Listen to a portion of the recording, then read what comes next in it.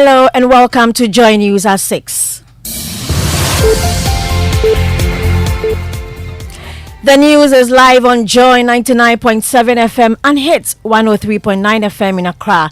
In Kumasi, we are on Love 99.5 FM and over 30 affiliates across Ghana's 16 regions, including Klenam Radio, Bato, Gaskiar FM Techiman, and Radio Wawa, Get Radio TV, and online content on the myjoyonline.com interactive app for Android and iOS devices. Coming up, Chairman of the Constitution and Legal Affairs Committee of the MPP takes on former Supreme Court Justice William Atuguba for assessing the Supreme Court erred in its decision to nullify James Jachikwayson's election as the MP for Asen North. On this score alone, I think he has misjudged, misconstrued, and his interpretation of what happened in the Jachikwason case is skewed. I am with great respect.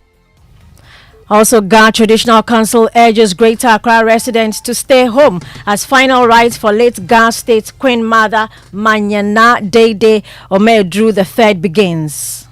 There are rites that are performed at night on the day of the burial, and it is not in anybody's interest to be in the streets and to come and encounter the burial party. Details as the council clarifies that a curfew will only take effect on Saturday. What do you have for us in business, Darrell? Banks move to recover more than 2 billion Ghana cedis in bad debt, insisting they have not totally written the debt off. Details on the Joy Business Report, Hannah. And in our Fear Delegate series, exploring what influences the interest of delegates ahead of the MPP presidential primary. I will not say fear delegates, fear human beings. The fear delegates in the We bring you all these details with me, Hannah Odami.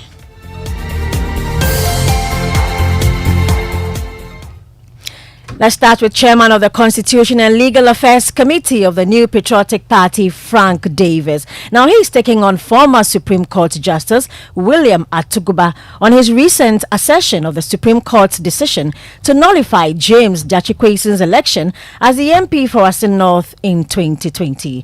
Justice William Atuguba insists the Supreme Court erred, but Frank Davis contends Justice Atuguba's perspective warrants a more comprehensive consideration of the court's ruling. We'll hear from him shortly, but first listen to Justice William Atuguba. The James Jachikwayson's decision by the Supreme Court is, with all due respect, scandalous, in that the court, in the teeth of the settled maxim, res judicata et non quietem movere, re-adjudicated the same matter that has been adjudicated upon by the High Court on the merits. Never seen this type of thing in any judicial system. Let's now hear from Chairman of the Constitution and Legal Affairs Committee of the New Patriotic Party, Frank Davis, who contends Justice William Atuguba's perspective is skewed. With great and enormous respect for Justice William Atuguba, on this score alone, I think he has misjudged, misconstrued, and his interpretation of what happened in the Jachikwason case is skewed. I am with great respect. He is falling into the same piece of misunderstanding that most people are falling into, and it's quite unfortunate. I have such great respect for Atuguba. It's quite unfortunate that sometimes our retired justices try to wait and get involved in these matters. You heard that Frank Davis. He's chairman of the Constitution and Legal Affairs Committee of the MPP. Let's move on. Vice President Dr. Bawumia has described as ridiculous and outright lies claims that he has made available 100,000 cedis and a pickup truck to constituency chairman in all 275 constituencies ahead of the November 4 presidential primaries. While during his campaign in the Tatale Sanguli constituency in the Northern region, Dr. Bawumia asked delegates to reject divisive candidates. They've decided to adopt some new tactics. If you miss the ball, don't miss the man. That is the new tactics that they are adopting. They have decided to spread lies and to bring disunity amongst us. I'm hearing a lie every day as I am sitting down and watching what they are saying. They say I've given all constituency chairmen, 275 constituency chairmen, 100,000 Ghana cedis and a pickup. Have you seen any pickup here for your chairman? This is just a ridiculous lie. That was Dr. Bawumia. Angry residents of Mepe have called out Sanitation Minister Frida Prempeh for blaming them for not heeding to warnings to evacuate ahead of the Akosombo Dam spillage. The residents said not only is the minister's statement untrue, but also insensitive to their current predicament. We'll hear from them shortly, but first listen to what the minister said at a press conference on Monday. Even though VRA, NADMO, the Water Resources Commission came together to educate the people in the community, did simulation exercises with them even at MEPE, yet they refused to leave. The residents are disputing the assertion by the minister. Nobody prepared or warned us to evacuate. This happened so fast. We didn't expect it. We are now seeking refuge in the open because we've lost all our homes and properties. What the minister said is not true. Nobody came here. They must exercise restraints in their communication on this issue. This situation has put us at war. We are at war. We are fighting between life and death because we didn't prepare for all this. All our properties have been destroyed. Those are some residents of Mepe. The Ghana Traditional Council has advised residents in the Greater Accra region to stay at home in their own interest as final rites for the late Queen Mother of the Ghana State, Manye Na Dede Omeju III, commences. As part of the restrictions, the council says all shops must remain closed on Saturday. There's also a partial ban on noise making throughout the week. The council clarified that the curfew will only take place on Saturday. Chief of Protocol and Communications at the Office of the Manche, Parker Alote, says they will not compromise on these restrictions. Whenever any royalty passes away, there are rites that are performed at night on the day of the burial, and it is not in anybody's interest to be in the street and to come and encounter the burial party. And therefore, or at least on that Saturday, we expect people to stay home with their families, enjoy the comfort of their families and children and grandchildren. Parker Alote goes on to clarify the main areas that will be affected in the curfew on Saturday. Well, we think it is sensible to be home before dark. So what, 6 p.m. or 7? 6 onwards, yes. It is not compulsory, is it? Rites are performed at night, and it is not in your interest to come and encounter the party. It's better to stay at home. Parker Alote is Chief of Protocol and Communications at the Office of the Gamanche. The most vulnerable segment of the population, children and the elderly, are facing a growing threat from a silent and invisible killer, air pollution. Health experts in the country are sounding the alarm, calling on government and citizens to act to combat these deadly pollutants. Michael Ashali brings us the latest in our ongoing coverage of the critical issue of air quality in Ghana. It's not easy. It's a difficult moment. It's challenging breathing, especially at night when you are asleep. Ruben Alexander has asthma, a life-threatening illness that constricts airways. Now 44 and an accountant with the University of Ghana Medical School in Kolebu, Otu says he was first diagnosed as a child. It was not a big surprise. Otu's mother had fought asthma for years before it finally took her life. Soon after, Otu's doctors told him he too had the disease. From the carbon-fueled engines, not even his nose mask can save him. Protect myself from the dust in the system, the dust in the weather conditions in around here.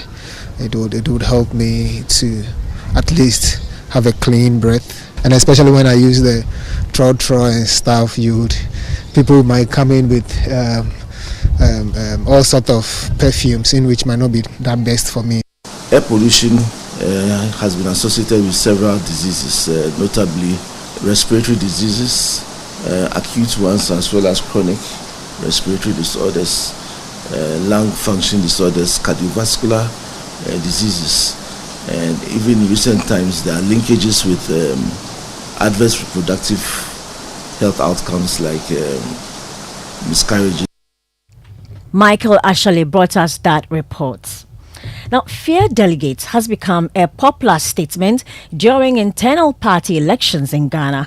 It is believed that delegates are influenced in several ways in their voting decisions, leading to the disappointment of some candidates. In today's episode of Fear Delegate series, Nana Boachi Yadom interacts with some delegates in the Chuma Nwabeja North constituency in the Ashanti region ahead of the MPP presidential primary. Not say fear delegates, fear human beings, because the delegates haven't come from a different planet. So come November 4th, the delegates across the country will be going to their various polling stations to elect a flag bearer for the New Patriotic Party going into the 2024 general elections. But let's get interactive with some of these delegates from the Achuma Nwabeja North constituency. Fear delegates, they say, but is that still the case? Me say, Omwa Ombeye was Ombeye you and I say, you want piece in baby echo premises. Now delegates for you need nechi. Ebi ebakotono na ebakotono. The one expect to be nyano o nyasa. Nti fear delegates ni de e wo ho eye adwuma. Ebeye adwuma akofo se yesu beba. The aspirants must have this in mind. Those who follow them are even more dangerous. The MP even gets disappointed during parliamentary election. Even if you contest against your children, some will go against you. You're sure to find our Fear Delegate series on myjoyonline.com with just a click. That's all for the news at 6 with me, Hannah Odami. Thank you so much for joining us.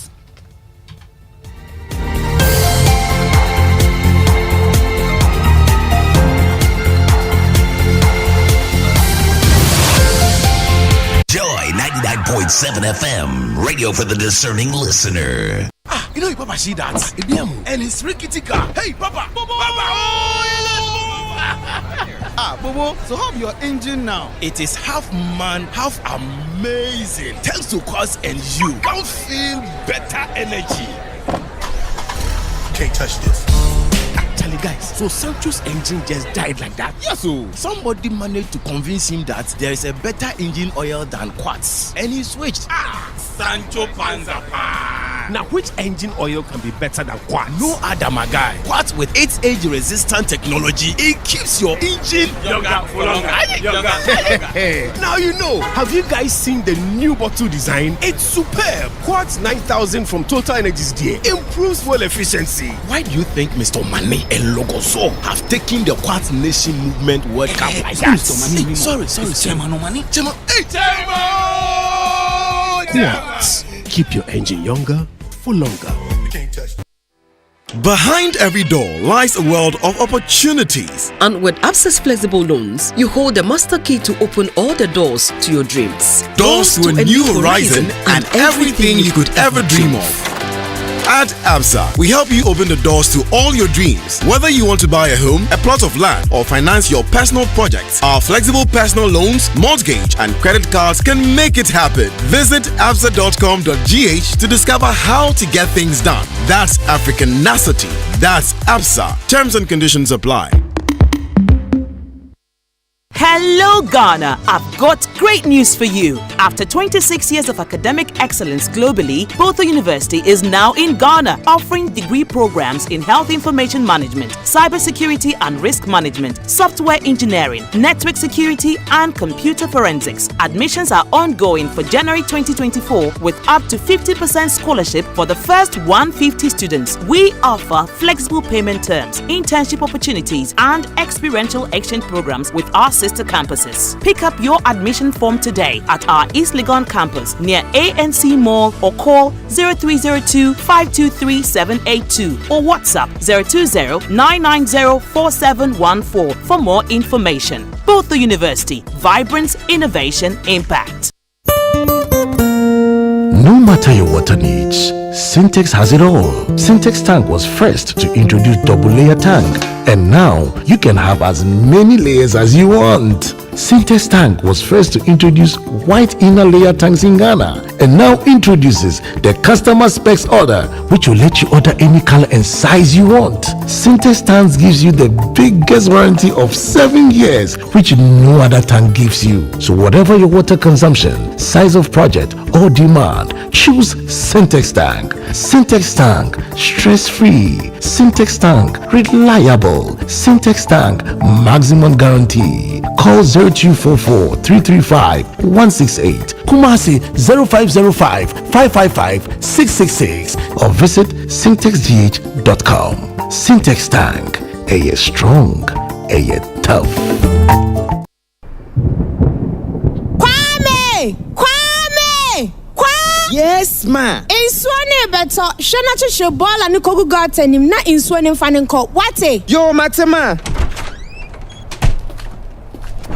Aji, mawo, obimro. Awo, Kwame. Yeah, amafwe, me bane pro. Wa she, sisan super wate. Ji zoom lion bola konko nubi. Nama zoom lion fa bola no. Never star 857 hash. Tia bola nika. Welcome back, and thank you very much for staying with us here on the Super Morning Show on Joy 99.7 FM. And the 6 a.m. news brought to us by Total Energies. Total, we go the extra mile for you. Absa Bank Ghana Limited, helping you find a way to get things done. Coming up is the Joy Business Report brought to us by Glyco Life Travel Insurance. We cushion you for life. And Africa World Airlines, touching Africa, touching the world. Akbafu. Morning. Good morning. How you doing? I'm good. You? As you know, God is taking care of his children. Once there's life, yes, he is. There's hope. So, we're managing. In Ghana, we are all managers. See, you're speaking Ghana this morning. Oh, Samuel Adami is doing well by teaching me Ghana. Fun form. Anyway, Daryl, you know this morning we've been talking about data. The importance of data in national development. Mm-hmm. Because you see, in other parts of the world, and I remember how, being at Wales EU conference in 2008, they had done their projections and had realized that the European economy was becoming a place for old people. Mm-hmm. A lot of people were not giving birth. They're not having fresh, new children. Okay? You know that China, at a point in time when they realized the economy could not support, the population was very huge, passed a law that said you can only have one child. The one-child policy. Now, I asked myself a very simple question. In other jurisdictions, every week, every month, you know the unemployment rate, unemployment rate. You know all the reports. You know that, okay, this is what is happening, and this is how the policies are affecting industry and everything. Do we have same in this country? Well, I don't think we place much emphasis on data. I mean, sometimes it's even difficult to get information if you want to on certain things, and so that's why we are lagging behind accurate data for that matter. Okay, so this morning we want to have a conversation, the role of the importance of data in the development of this country, because we need to actually start that conversation, get all the data that we need in order to enhance our development as a country. So stay with us right here on the Super Morning Show. But of course, this morning we'll also talk about the spillage of the Akosombo and Kmo dams. We're still urging all of you to go to the aid of these persons who have sacrificed. I mean, see, this is the thing, Darrell. These persons are sacrificing so that you and I can have electricity. They are suffering. They've been displaced so we can have electricity. Yes, because if we don't spill the dam collapses. Yeah. So because of that, they have to be displaced for you and me, for us. And some have lost their source of livelihood. Exactly. Yeah. And so as Ghanaians, as Africans, we believe in our communal spirit. Let's move to their aid. Okay, let's get there. Let's assist them. And I've seen lots of people heeding our call and going to the aid of these persons. Please and please, just make that donation today. Okay, get to the North Town District Assembly or contact NADMO and make a donation. Help these persons. Anyway, now time for the Joy Business Report with Darrell Kwao and the team.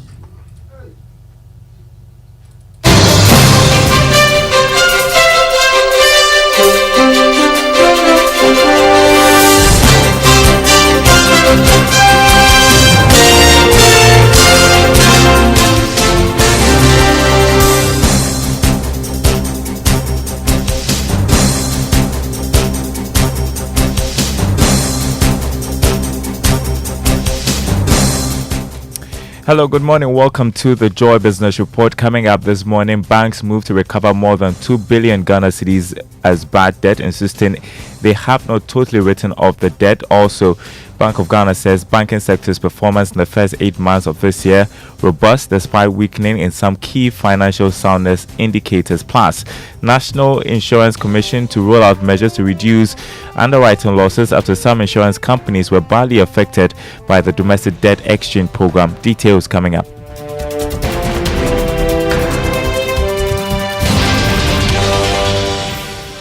My name is Darryl Kwao. Thanks for being with us this morning. Good morning to our friends listening from Koforidua on KTU Radio.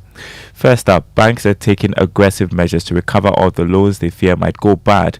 It's coming after a new Bank of Ghana report showed that more than 2 billion cedis of bad debt as of the end of August this year. The non-performing loans also recorded is the highest in recent times.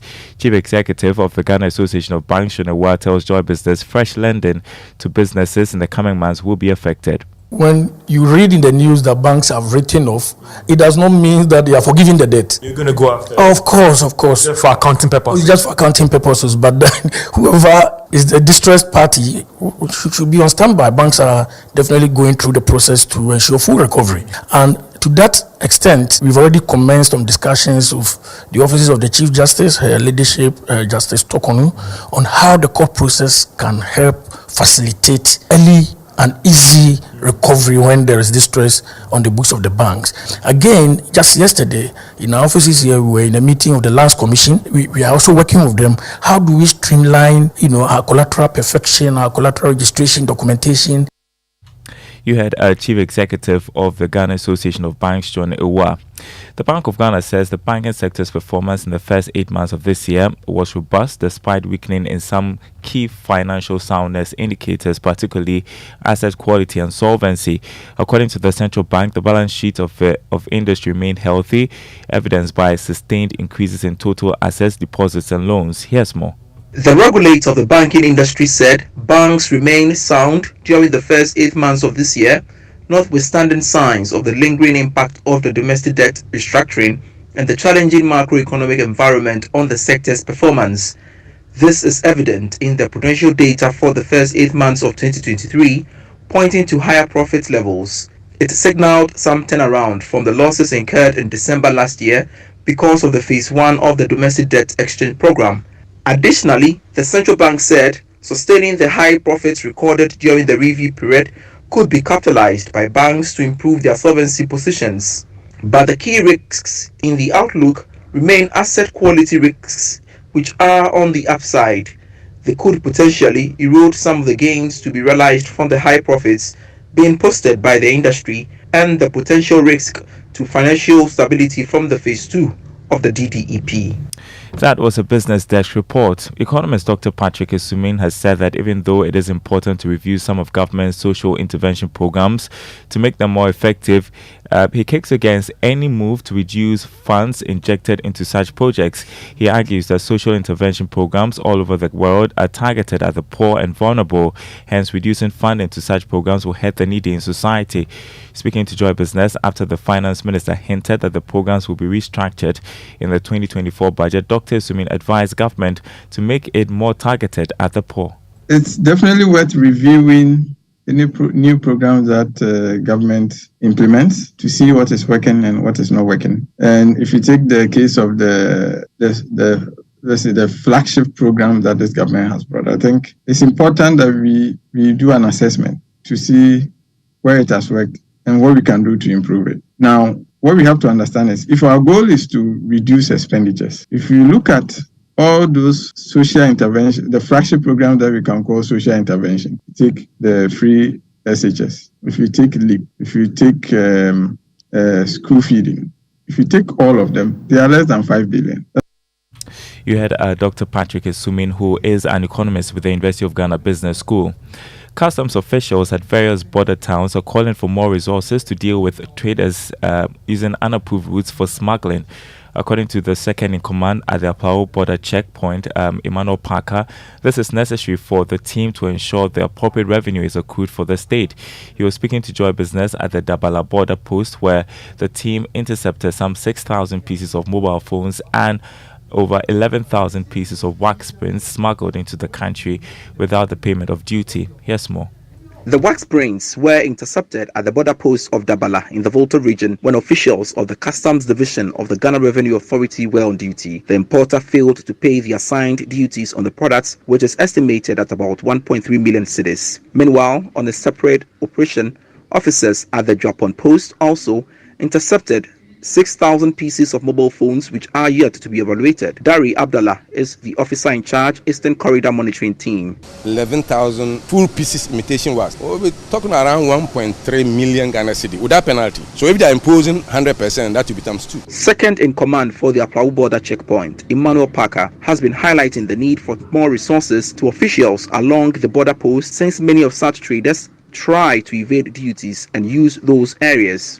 We need logistics. We need men to combat, because the borders are vast and they are porous. And when we close one side, another portion is opened. And before we get to know it's open, there would have been a lot of, goods, coming through. The GRA is undertaking an evaluation to determine the penalties and duties to be paid on the mobile phones.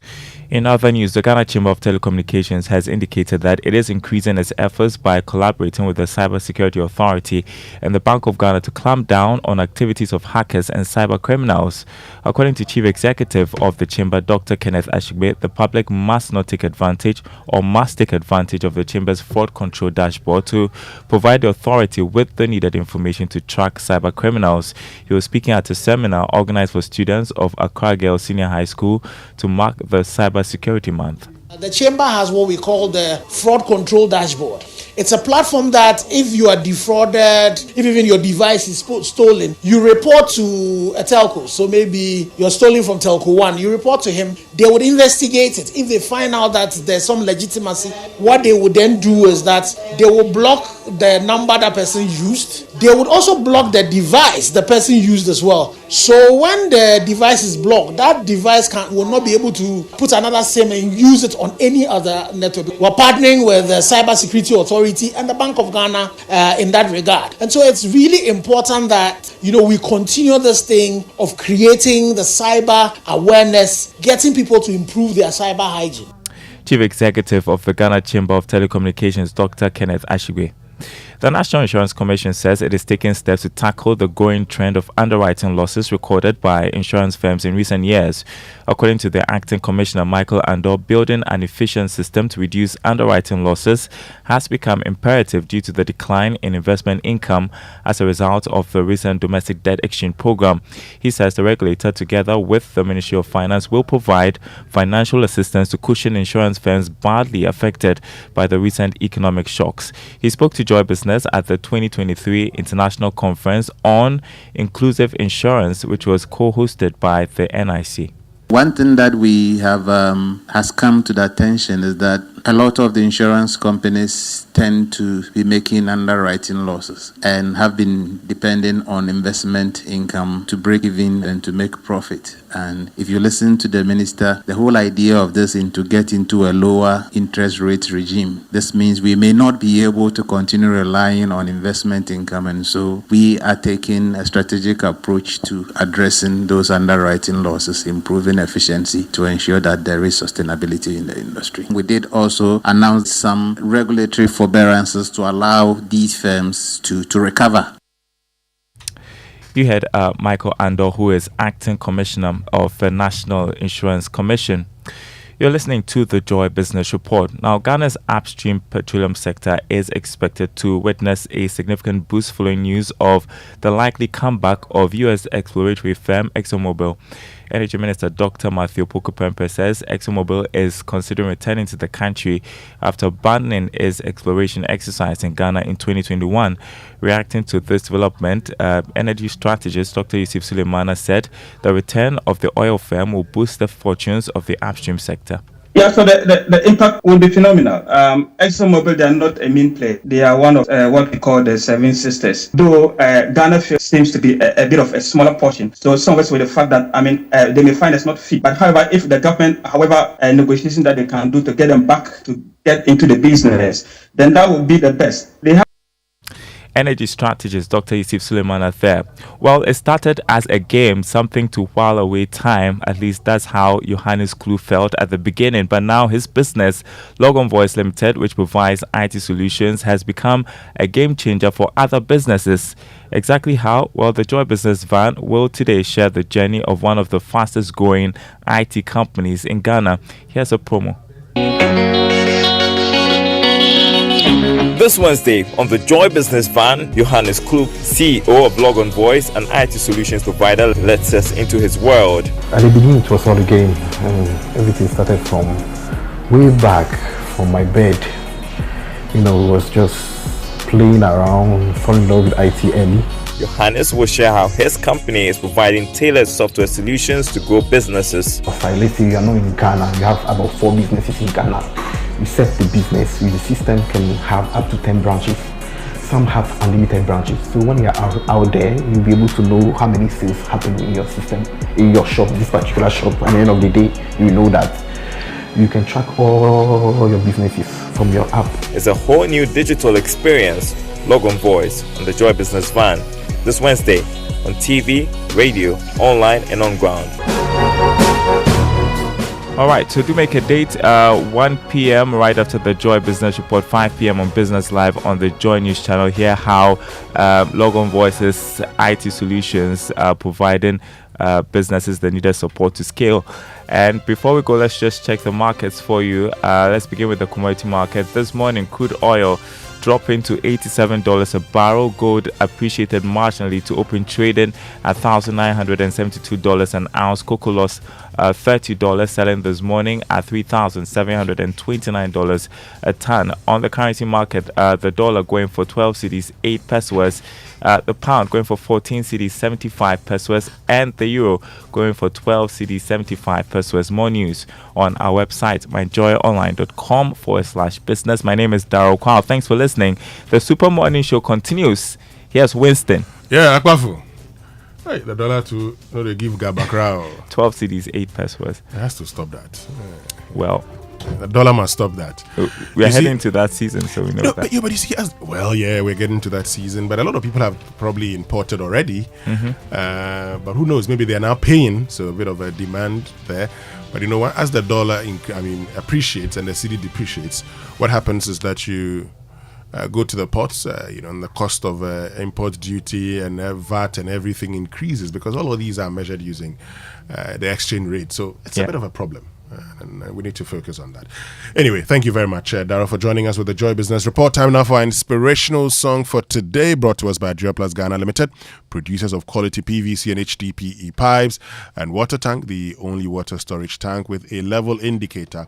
Where Duraplas goes, water flows. And it's Donnie McClurkin with the Caribbean medley.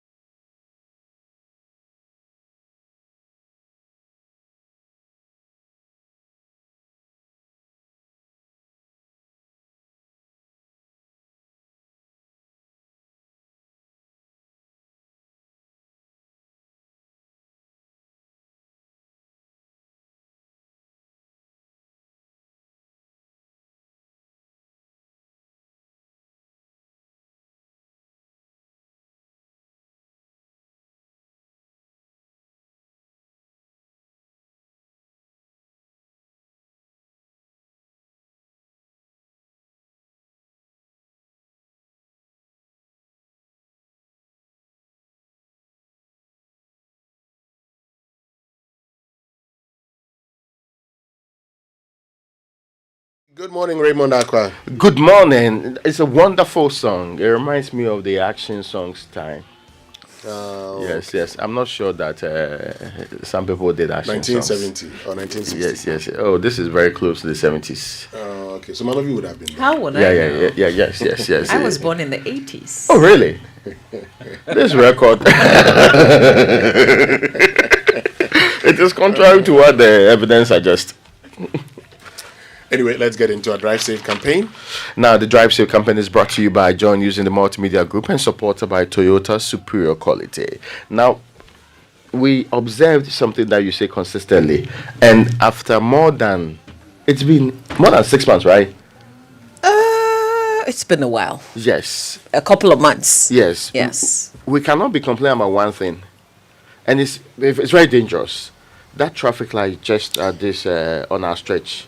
Yeah. So this is if you're coming from Newtown to Circle, and if you're crossing to 355 Hanover Street, that's towards Joy FM, there's a traffic light. Depending on where you're coming from, you'd realize that even though the traffic light is working, the red light does not show, especially if you're coming from, let's say, from the overpass to Joy FM. The red won't show even though the traffic light is red.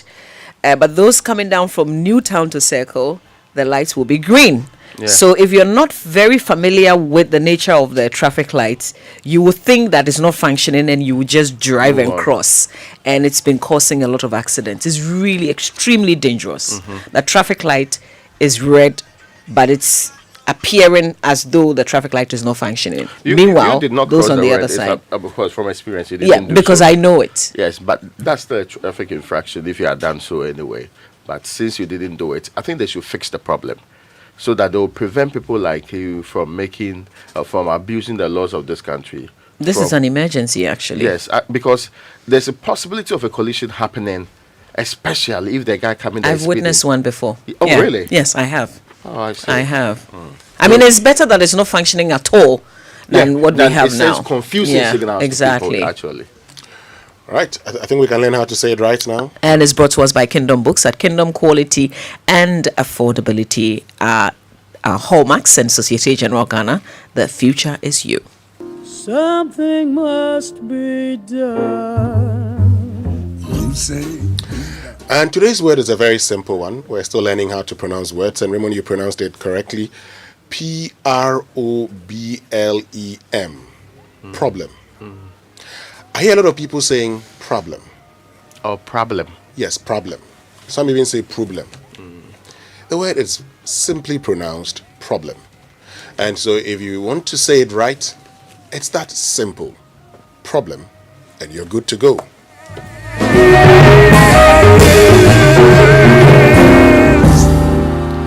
Let's get into the newspaper review now, brought to us by Syntex Tank. You're strong, you're tough, and My Way is simple life insurance by My Life.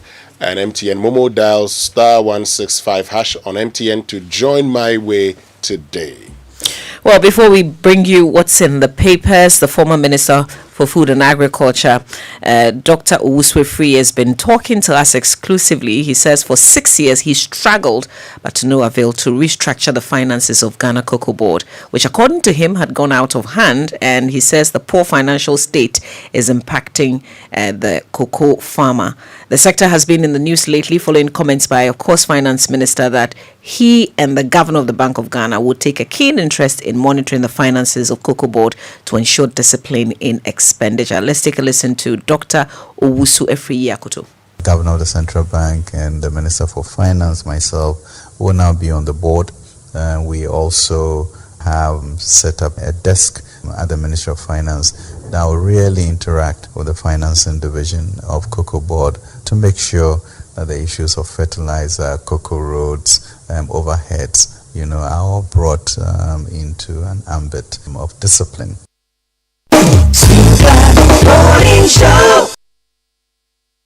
The interaction that we've had with the farmers to increase their productivity in terms of yields and so on is very clear. We cannot obviously, we can't talk about agriculture without bringing in one of the key pillars in terms of our export, cocoa. The finance minister last week in an interview said that they've set up a desk together with Bank of Ghana, to supervise the finances of Cocoa Board and use the word to ensure discipline. Cocoa Boards need to be back on a sound footing. How does it come to you? Well, I didn't want to make a comment on what he said, but I don't understand. The Minister of Finance, Minister for Food and Agriculture, Minister for Trade and Industry, and the governor are on the board. It's only the governor himself who goes to the board directly. All these three portfolios, deputy ministers are there reporting to them. So what is new? He's there on the board. So what is new? Setting up a desk? I mean, the kind of things that he's talking about, discipline and so on, you'll be amazed at the amount of time I spent trying to straighten Cocoa Board and all of that. You know, in terms of their expenditures and all of that, which has gone totally out of hand. You know, and to the detriment of the farmer, because if Cocoa Board is not spending money wisely and is going on about, oh, we are supplying subsidized input to the farmers and so on, and they are not getting value for money, then ultimately you cannot pay the farmers more than what you can pay. So ultimately the farmers will have to pay for these inefficiencies and so on. And it really distracts from the financial benefits of growing cocoa. What is the finance minister coming to do? At the end of the day, we gave you the whole country just to take care of it. And what happened? So, Cocoa Board itself is a collapsed institution. It has collapsed already. We know it and we foresee it. We said it several times, but they never listen. At the end of the day, as a cocoa farmer, I can sell my cocoa directly to the buyer to make my money, rather than relying on the government. The government have nothing better to offer for the farmers. As I'm speaking to you, a lot of people, millions of people want to cut down their cocoa tree, want to shift from cocoa to a different crop, all because they've seen that they have been enslaved for so many years. What is Ken Ofori-Atta coming to do? He was the finance minister, and what happened? The industry has collapsed. So they should allow we the cocoa farmers directly sell our cocoa produce to make our money. Because other countries are doing it. They sell their cocoa on their own. Why is it that what interest is government so much interested in that he cannot even allow with the farmers to sell our produce than for him to sell it for us? Then it means he's getting more. We don't need Ken Ofori-Atta, and even we don't even need the wine edus and other things. At the end of the day, they've caused a financial loss to the state, which they have to pay for.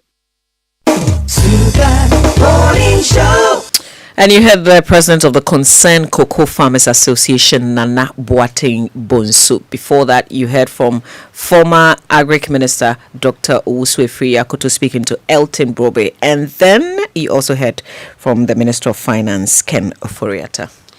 So I ask myself a very simple question. This whole model of, getting cocoa farmers sell to LBCs and then they sell to Cocoa Board and they export it, is it not outdated? I mean, this model, where we go through all of this and still Cocoa Board is making losses.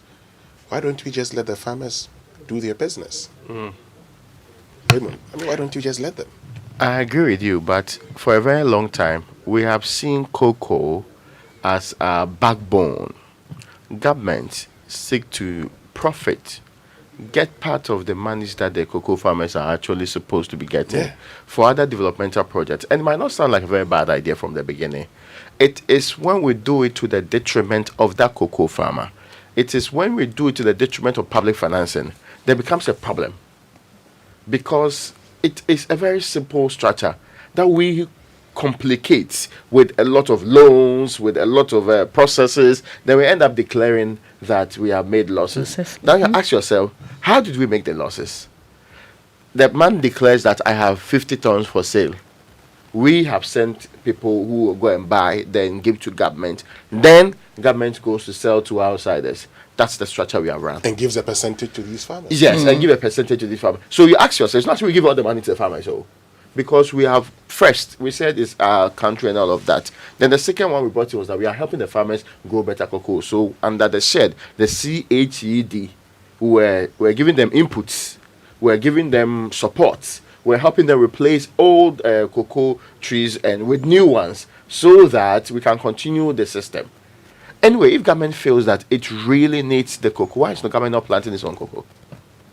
Why is government not looking for its own huge plantations and inputting the money and making it so that all the others are supporting that particular one? The crux of the matter is that we have sought to profit off the backs of these farmers for far too long. Exactly. But when you eventually now are making losses in the process, then we ask you, exactly what did you do to make the loss? So what exactly did you... Was it that you bought more or you paid the farmers more than you're supposed to pay them, and you ended up selling at a very low rate? Raymond, you don't spend what you don't have. Yeah. So Cocoa Board, at the beginning of the year, you make projections that this is the tons of cocoa I intend to sell.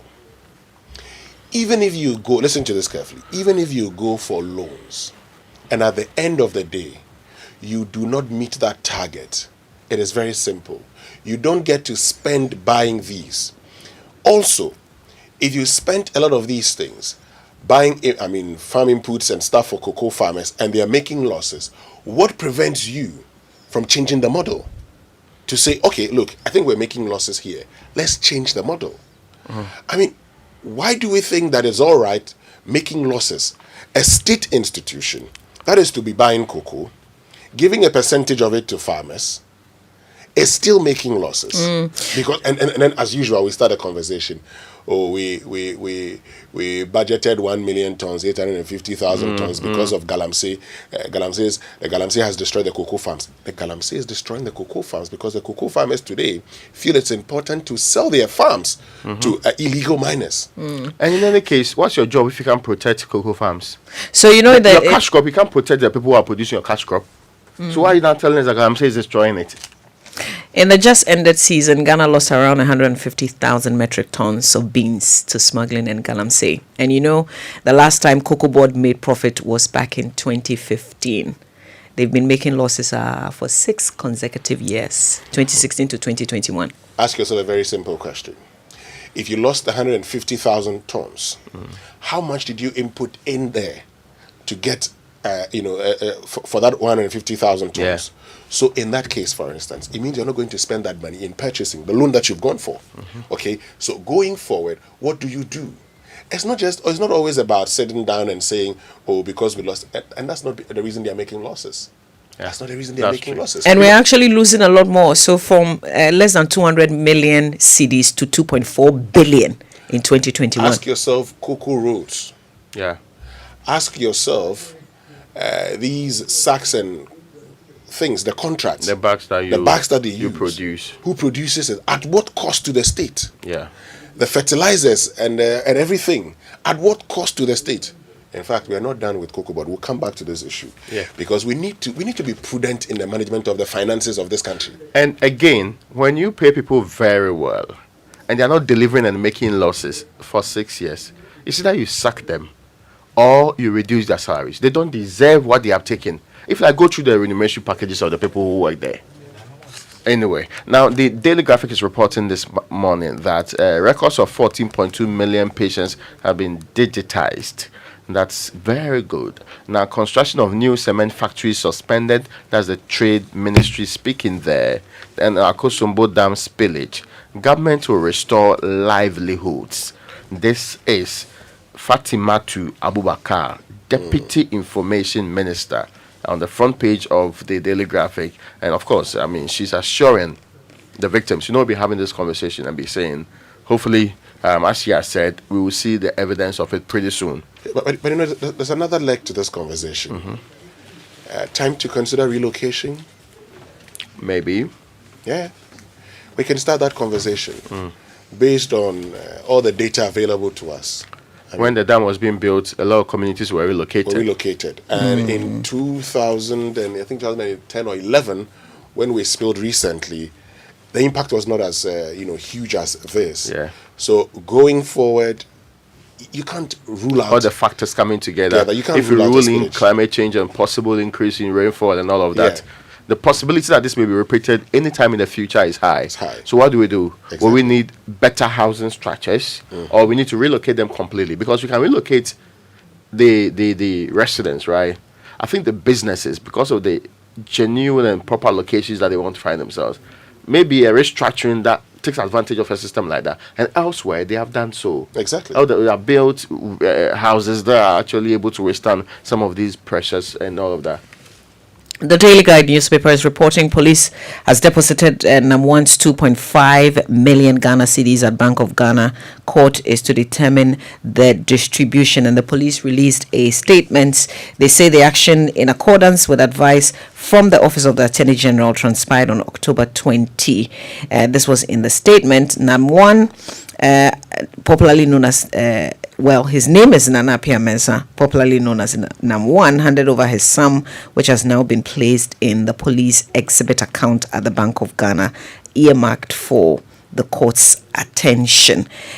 Meanwhile, he is facing some 39 charges, and he's disputing that he owes 1.6 I think billion, because that's contained in those charges. He says he owes 200 million. That's how much he owes customers. There's also a story about a beer truck killing one person in front of the NPP office. This was in a crash. The truck, fully loaded with beer, crashed into the Dadekotopong constituency office of the NPP. The accident also left another person, believed to be a rice seller, seriously injured, according to eyewitnesses. So the person who was killed was identified as a kinky seller who was also selling right in front of the NPP office. Sad, very sad. The Chronicle for this morning says, Matthew chapter 12, verse 36, I tell you, on the day of judgment, people will give account for every careless word they speak. Justice at Tuguba drops bombshell. Lord's ruling on Jachikwesin scandalous.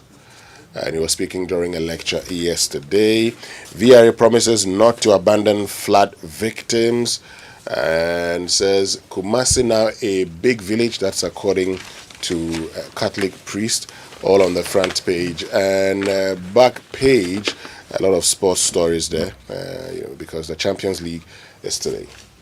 Now, the final has these stories on the front page. Delegates backing Dr. Akoto tout his proposals as solutions to Ghana's problems, and customs intercept 11,200 full of pieces of imitation wax prints. And those are serious intellectual property issues. Now, court orders Michael Nyinaku to file submissions by November 10. And Michael Nyinaku is a former CEO of the defunct Beige Bank. And of course, he's been prosecuted in that court anyway. So that's on the front page. Livelihoods will be restored. That's according to the VRA. And Engineer Edward Obeng Kenzo, Deputy Chief Executive, adding on to the Deputy Minister's point here. And Supreme Court disqualifications on the front page too anyway.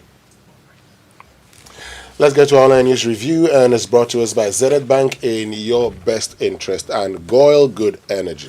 So are you an individual or a business entity looking for an easy and secure means to transfer funds across Africa? Well, look no further. Transfer money across Africa with the Pan-African Payment and Settlement System, that's the PAPS, at any Zenith Bank branch nationwide. With PAPS, you enjoy real-time payments in local currencies at reduced transaction cost. You also receive immediate confirmation of funds sent to beneficiaries.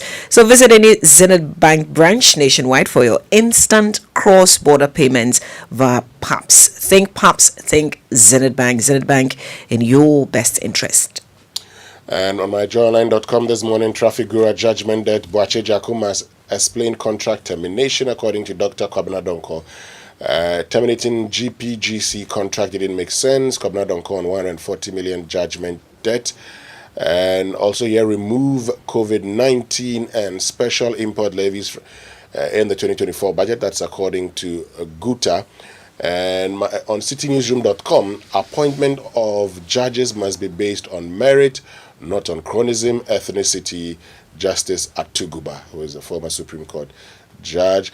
If you go on to CNN, UN agency warns its fuel will run dry on Wednesday as Palestinian officials say 700 Gazans killed in a single day. Let's now go for the BBC News, and it's brought to us by Fidelity Bank, Believe with us, and Old Mutual.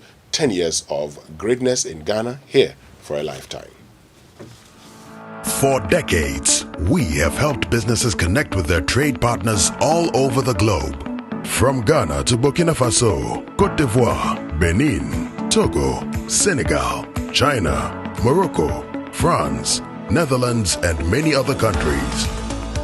We have made it possible to bring Ghana to the world. We have brought small and medium businesses closer to their customers across the regions in Ghana with our SME support facilities. We have brought relief and smiles to the faces of families with our employee personal loans. With our cutting-edge technology and digital support, we take the burden of complex thinking off you, making life simple. That is who we are, as close as a partner. Bank of Africa. We are indeed the African bank with the global reach. Sam Kerr, Alexandra Pop, Fridolina Rolfer. Voting is open to everyone. Go to bbc.com/women's football where you'll also find the terms and privacy notice. It's your choice. It's your champion.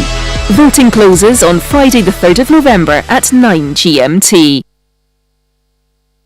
Business Daily is in 30 minutes. Today, in the last of our new mini-series all about short selling, we meet the amateur investors who are now trading short positions as well as long, hoping for stock values to plummet, and hear about the apps that help them do it. Next, it's Hard Talk. This is the BBC World Service, the world's radio station.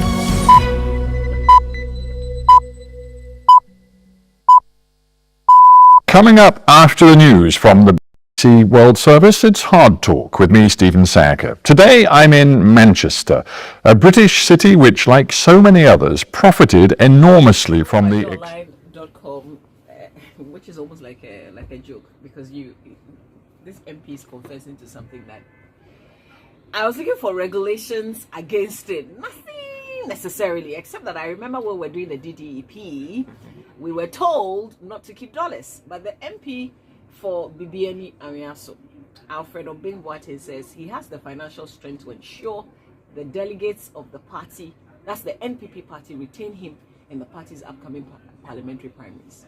So he says that. Where's the story? Okay, let's go down a bit. Well, he says he saved enough money. He says, I'm telling you that the money I will use for the primaries is in dollars, and that money has been secured long ago. I must be frank with you.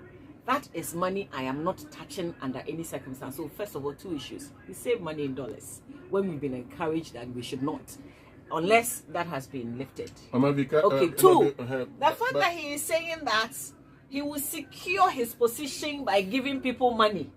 Isn't that confessing to vote buying or something like that? And the fact that he does it with a microphone, Charlie, that's a different level of impunity. I don't know. Is there any regulation, any law against any of the things that he has said?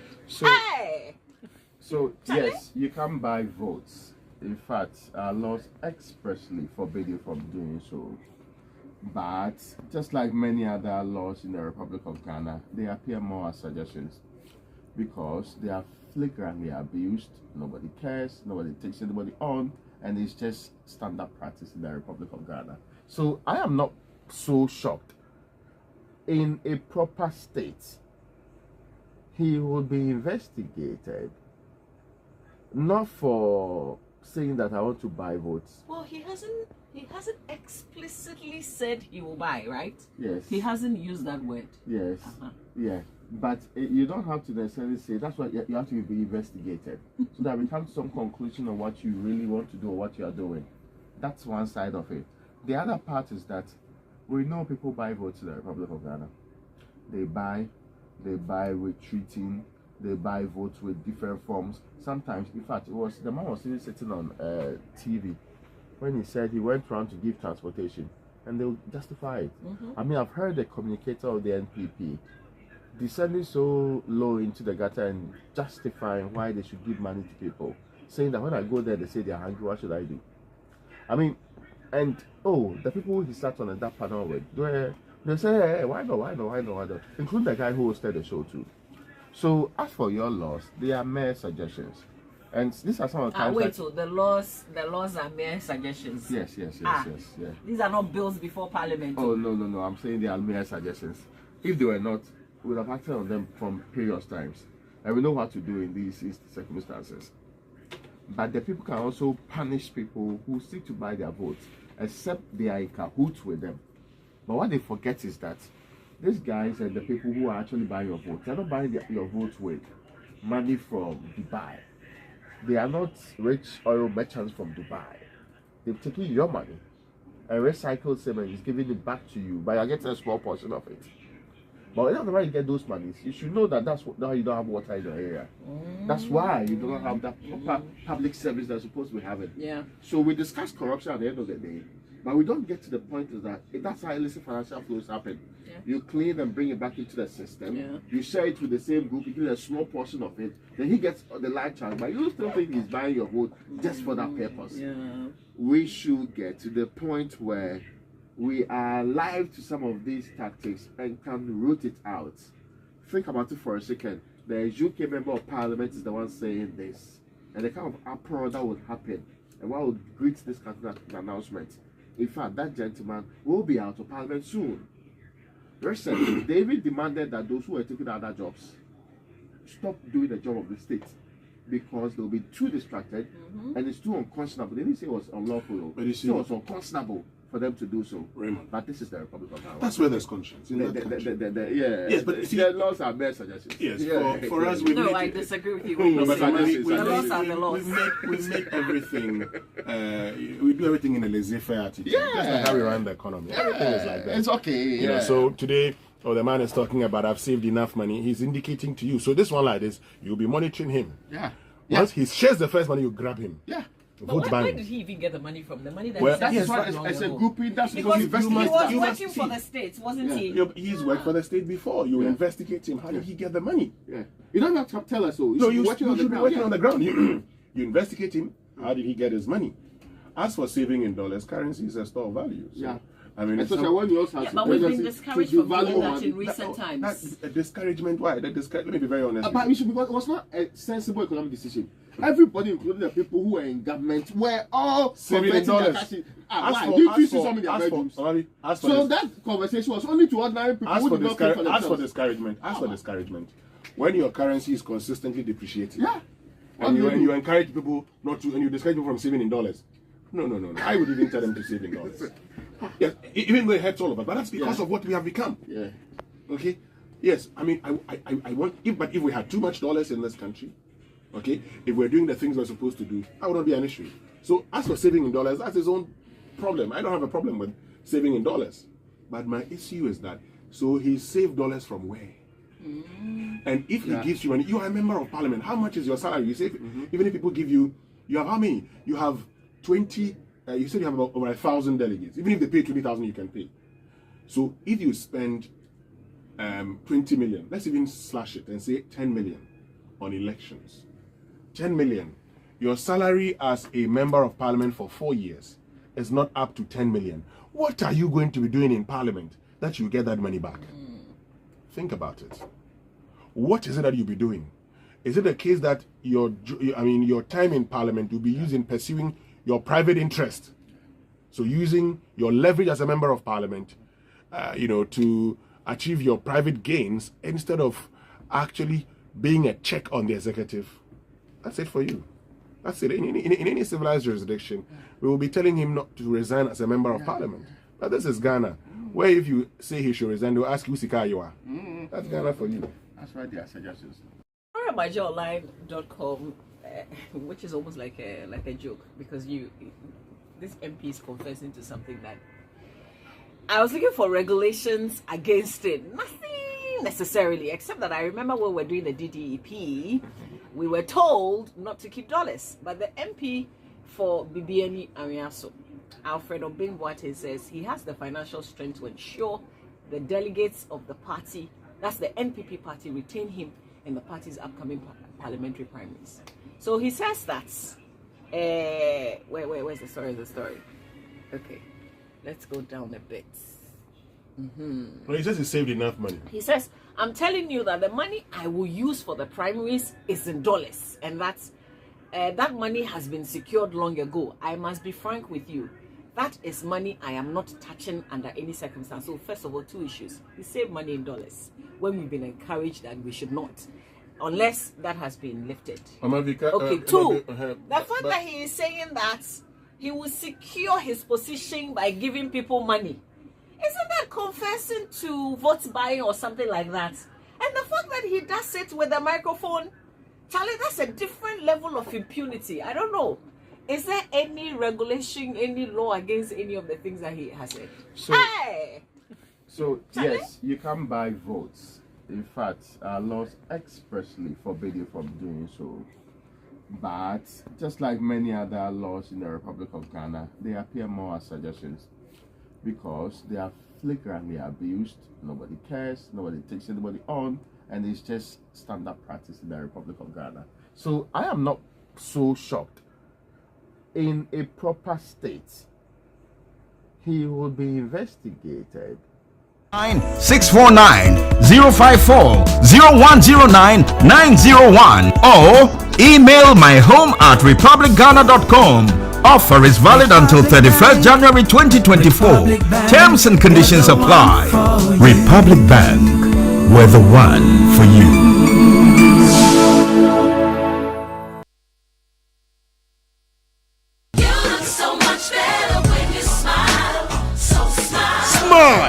Fidelity Bank has got you covered. We are offering personal loans of up to 450,000 Ghana cedis for salaried workers with 2 months repayment holiday. No gimmicks. Switch to Fidelity Bank today and smile. We'll even take on your existing loans with your bank and help you live your financial dreams with discounted processing fees from now till 31st December 2023. Buy that car, take that holiday, or get a Fidelity Bank mortgage and smile with our fixed sum monthly repayment and fixed interest rate. Switch to Fidelity Bank today and smile. Switch and smile with Fidelity Bank. Fidelity Bank. Believe with us. Terms and conditions apply. For over 10 years, Old Mutual has been touching lives in Ghana. Whether you're a trader or a student, an entrepreneur or an employer, or nearing your retirement, we have the right financial solutions tailored just for you. Contact Old Mutual on 030-7000-600 or visit our website on oldmutual.com.gh to learn more. And let's realize your financial freedom together. 10 years of greatness, here for a lifetime. Old Mutual, do great things every day. Johanno, Motua Mamia, na Motua Manila and Vanderpool. But, say, Market Yekra, Nilante Banaman. Ah, Nilante Banaman, Nilante Banaman.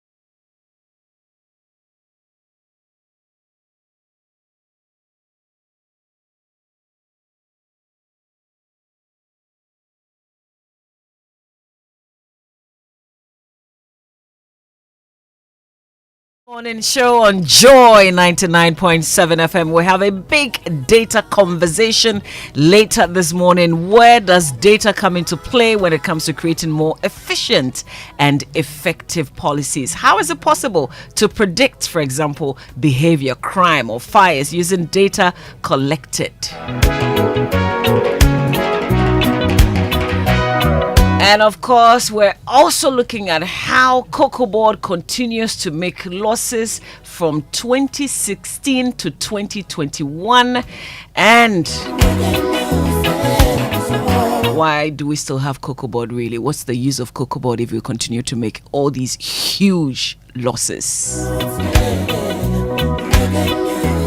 We continue to also appeal for support for our friends, our families, loved ones in the Volta region, parts of the eastern region who have been affected by the spillage of the Akosombo Dam. We have some institutions who have responded to our call to support, and we want to appreciate them. So Fidelity Bank has given some 100,000 Ghana cedis worth of essential relief items to NADMO to assist victims. We have Magdan Foundation also given some 1.2 million Ghana cedis worth of relief items to Adan, Central Tong and North Tong. The Vice President has donated 160,000 Ghana cedis to displaced victims. VRA says it has spent about 9 million Ghana cedis so far, but they have about 20 million, so they have 11 million left. Out of that, they have spent 9 million Ghana cedis. And the ICAG, Institute of Chartered Accountants Ghana, on their way to Central and North Tong this morning to also support. We thank all of you. There are many institutions we'll continue to mention and say we thank you for responding to our call. And Winston and Raymond, we are also mobilizing, and we're going to also be going. We are budgeting, we've pledged some amounts of money that we're also giving individually here. We've pledged SMS team Raymond Aqua 1,000 Ghana cedis, Mama Vio Uswabwaji 1,000 Ghana cedis, Sami Odame 1,000 Ghana cedis, Winston Amwa 1,000 Ghana cedis, and our pledge, we're taking monies from people in-house, Joy FM Multimedia Group, to go and assist the people who've been affected by the spillage. So all of us have a role to play in ensuring that these people who have sacrificed to ensure that we still have electricity are not left alone. And that's the part we should stress. They have sacrificed for our collective good, so we cannot abandon them. It is more than ever. In all fairness, we can thank virtually every other person out of their pockets, after their institutions, who have come together to show love to the people in these distress times. But for VRA, there is their responsibility. The expectation is that when they promise that they'll restore the people with their livelihoods and everything, we don't have to fight over this matter. So we surely will get it done, because we've had promises before. The expectation is that they will do more, and as a state, we will show that we have our people's interest at heart. Now, we can also bring it home to, if you're a corporate institution, I know it's been a tough year for many people, but at least, if it's even not the entire company that's doing it, individuals can come together to help your own, because whether you like it or not, you are directly or indirectly related to this. And if it goes against, if today the dam exploded, you think about the impact it will be on your power supply, the impact it will be on our national development, and the companies in this country. You rely on electricity to survive, so it is basically a survival contribution we are all making, so that people who are taking a beating on our behalf would equally feel that they are part of a bigger, proper, improving state. So Mr. Boyfield, who's in charge of our treasury, has just sent me a message. He's contributing 2,000 Ghana cedis. Fantastic. Yes. So there we go. Yeah. There we go. So join us. Send your WhatsApp messages to 055-111-1997. Post on X with the hashtag JoySMS. But I'm also interested in the data conversation.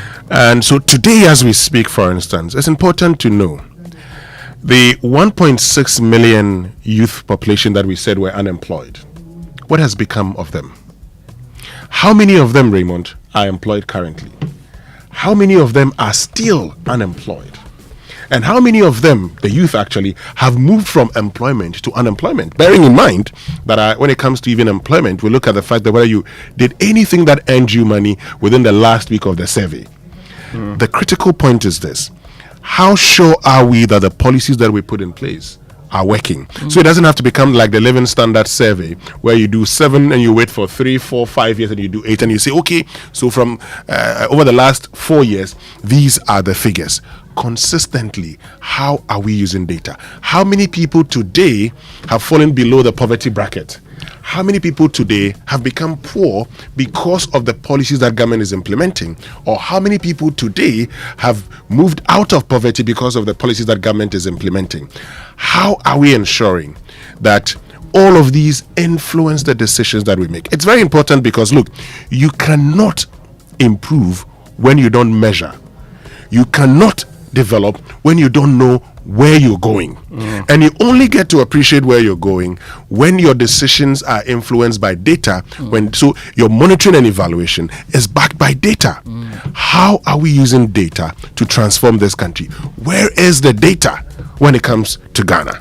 Now, on the 23rd, right, at the launch of the 2023 Stats Bank Hackathon, the government statistician called for an end to what he called Ghana's cyclical development fluctuations. So at some point we get good inflation and other macroeconomic figures, then we dip along the line, like the way it happened some time ago when it comes to power supply. Virtually every 10 years, if there's a problem with the VRA, then we are in a massive power crisis. So that cycle was continuous and consistent. He called for an end to it because we had not planned our lives in ways that we are taking advantage of data that's available, collected, perhaps stored within our system, or data that we could easily reference as a state to make sure that we predict the future properly. I know we are not soothsayers, but if you rely on proper data and predictive models, you are in the position to make sure we don't get into the cycles that we find ourselves in all the time. And of course, the point he was trying to put across, which many people would understand, that we should get to the point where every government decision is not because you met some chiefs and they said, oh, we like this, and you got happy and decided to promise them. It will purely be based on the fact that we have estimated that this is the best use of our resource based on the simulations that we have done, or based on what the data direction is supposed to be. But if your decision is not primarily based on proper data, how then do you do it? That's when you hear things like, oh, we review it soon. We are hoping that it will make an impact. But all of these hopes are within a vacuum, because nobody has done proper estimation that drove it in the direction. And see, I've seen countries who are spending a lot of money in data collection and utilization of making decisions for the future, not for now, not for 2023 or 24 or 25. They are looking at 20, 30 or 40 years into their future. The people who decided that AI will be the kind of period that will be driving the next development, they did it a couple of 20 years ago. At that time, what were we talking about? You checking off our documents whether we had AI in them. So you ask yourself that basic question: what drives our decision making?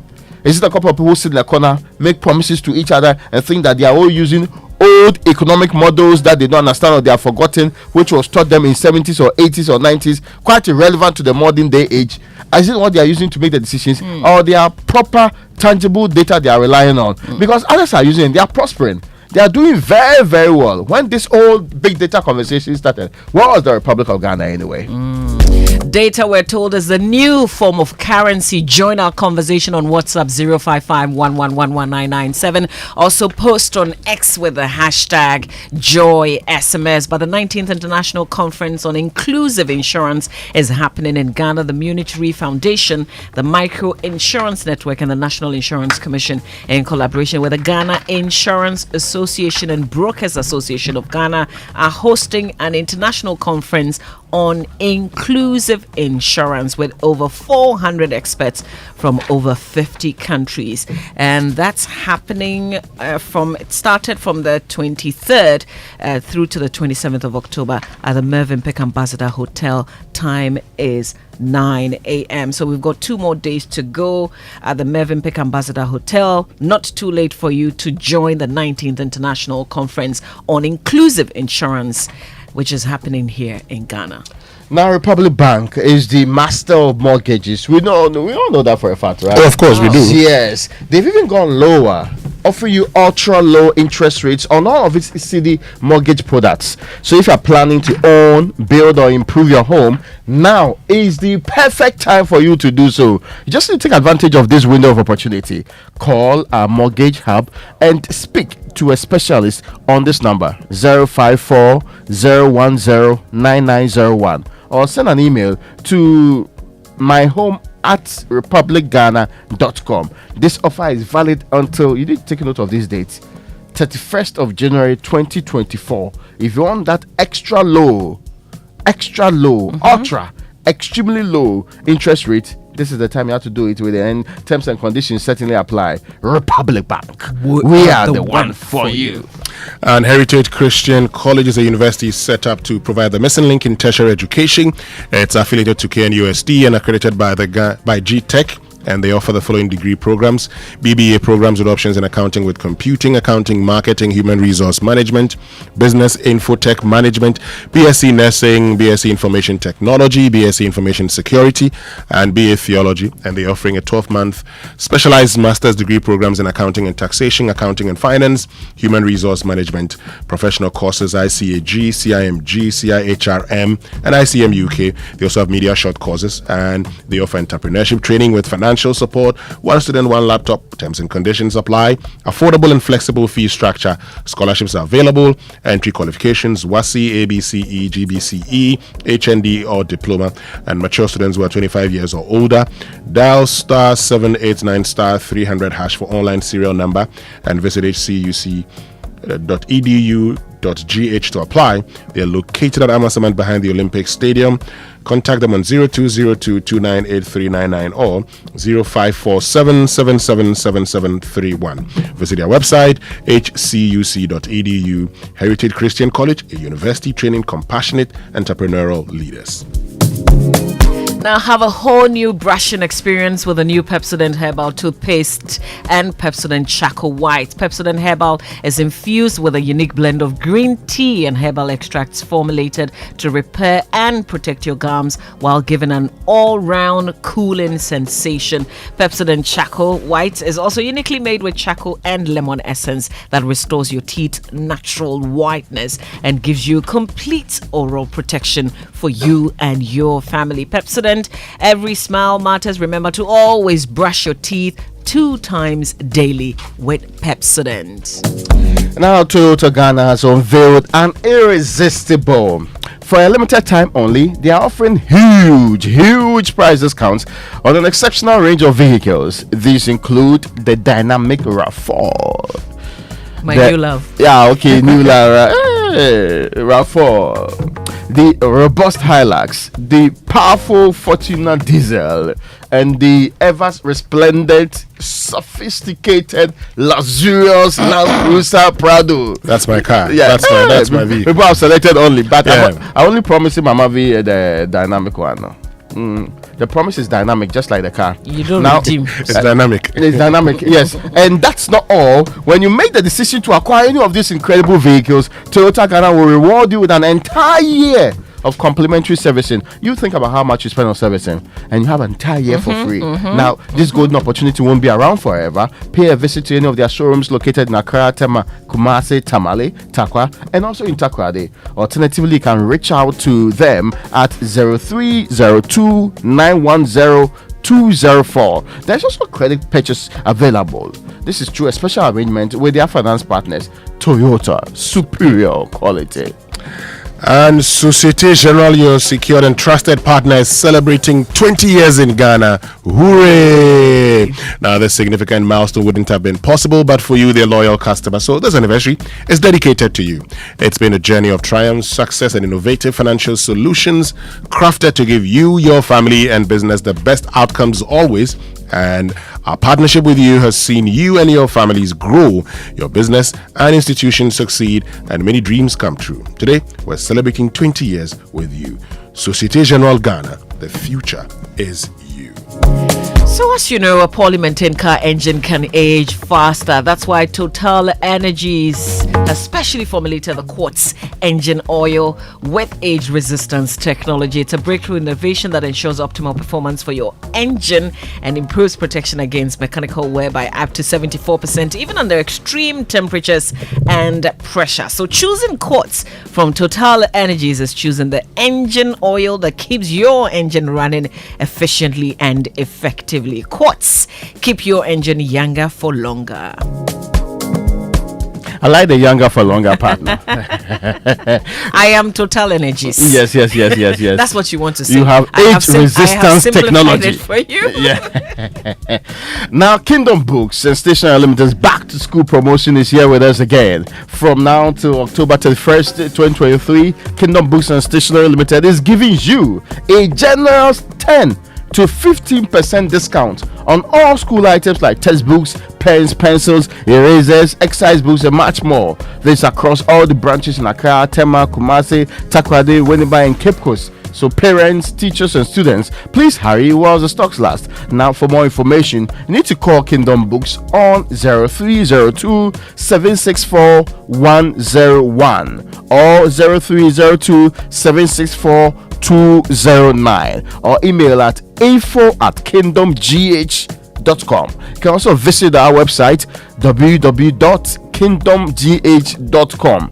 Kingdom Books, where quality and affordability are both assured. Terms and conditions apply. And are you one of those people who pile up rubbish in heaps in front of your beautiful house? Change your style. Don't be like that. Or you're one of those who wait for the rains and then dump your rubbish in the gutter? Change your style. Don't be like that. Zoomlion has now gone digital and introduced a whole new baller style. Just dial *857# on your phone to request a bin or make payments for your services with no hassle. Enjoy amazing discounts when you pay with *857# across all networks. Call 0501-518410 or DM us on social media platforms to find out more. Change your baller style today. Tia Nayemfa Baller. Zoomlion, the waste management experts. Let's go for the Nestle Nutrition Line now. Is brought to us by Nestle, and you know Nestle offers good food for a good life. Here's the Nestle Nutrition Line. Here you go, dear. Mom, you didn't add milk. No need to. Taste and see why. Wow, but how? Is it milky? Very. Is it creamy? Yes. That's Milo all-in-one for you. It's so milky, I don't need to add more milk. I love it, Mommy. Give your kids all-in-one. It's truly milky and rich in calcium. Milo, energy to go further. Milo. This advert is FDA approved.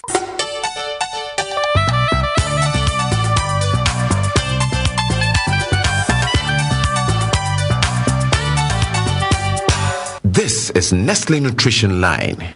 Nestle Nutrition Line is a public service program from Nestle Ghana Limited.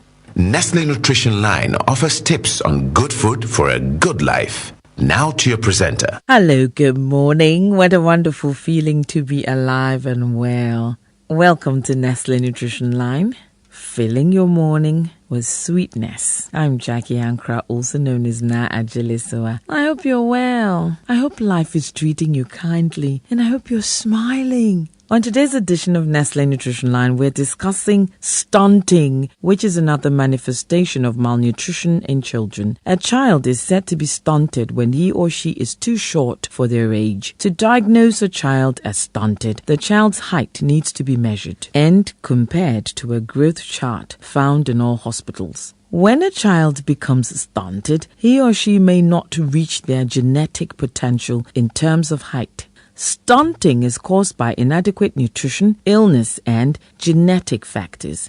Stunting has many health implications for the affected child. It affects their brain development, and they are unable to learn and perform well in school. Stunted children have been shown to have a higher risk of developing diseases such as diabetes and hypertension later in life. Stunting can be identified early and treated when you take your child to child welfare clinics, also known as weighing. When you feed your child a nutritionally balanced diet, it can also prevent stunting. So that's why you often hear a mum say it's good for you when they feed their children vegetables and healthy food. I'd like to thank you for tuning in this and every weekday morning. Thank you for always being there. And thank you for the feedback. Do keep it coming. We love working with you. 0302 517020 or 0302 211 880 Monday to Friday 8 a.m. to 5 p.m. Toll free 0800 1200001 Monday to Friday 8 a.m. to midnight. Weekends and holidays 8 a.m. to 5 p.m. To WhatsApp, SMS or call 8 a.m. to 8 p.m. These numbers please: 0593 84 5697, 0593 84 5649, 0593 84 5708. You can also email consumerservices@gh.nestle.com. Remember to smile today no matter what you're faced with. A merry heart is good medicine. So smile and have a beautiful day. Bye. Here you go, dear. Mom, you didn't add milk. No need to. Taste and see why. Wow, but how? Is it milky? Very. Is it creamy? Yes. That's Milo all-in-one for you. It's so milky, eh? I don't need to add more milk. I love it, Mommy. Give your kids all in one. It's truly milky and rich in calcium. Milo, energy to go further. This advert is FDA approved.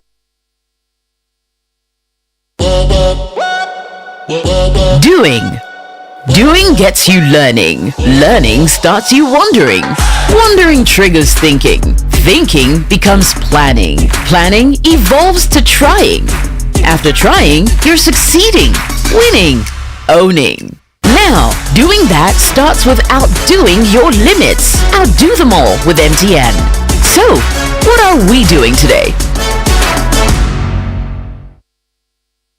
Have you ever thought of the one that makes you complete? An escape from the clutches of interest charges. With the Standard Chartered Visa debit and credit cards, payments are completed at the speed of light, intertwined with interest earning accounts. You also get unbelievable rewards every time you swipe. You have access to over 1,200 airport lounges worldwide. High credit limits of up to 100,000 Ghana cedis and up to 50 days interest-free with our credit cards. You also get to enjoy full multi-trip travel insurance for 90 days. Fees discounted at your feet with our globally partnered merchant points. Bills are always settled, not battled. Get the Standard Chartered debit and credit card now. Call toll-free on 0800 740 100 or 0302 740 100 or reach us via email on feedback.ghana@sc.com. Standard Chartered, here for good.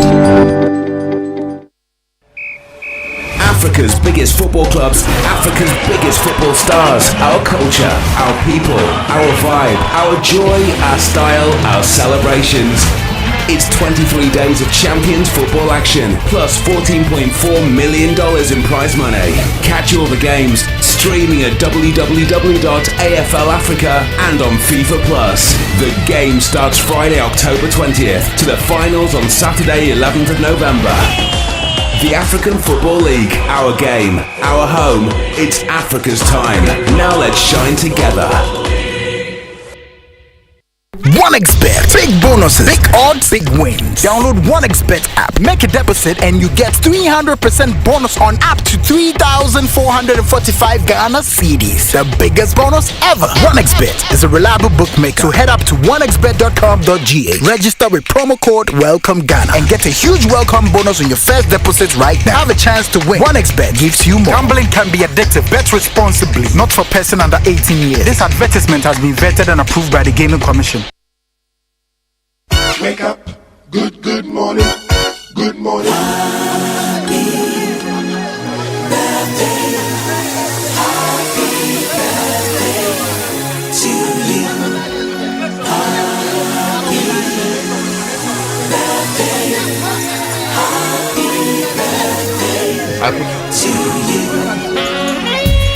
And it's that time of the morning here on the Super Morning Show when we bring you the birthday messages, which is brought to you by MTN. Everywhere you go. Bank of Africa, the African bank with global reach. Bank of Africa, as strong as a group, as close as a partner. And Franco Trading Enterprise.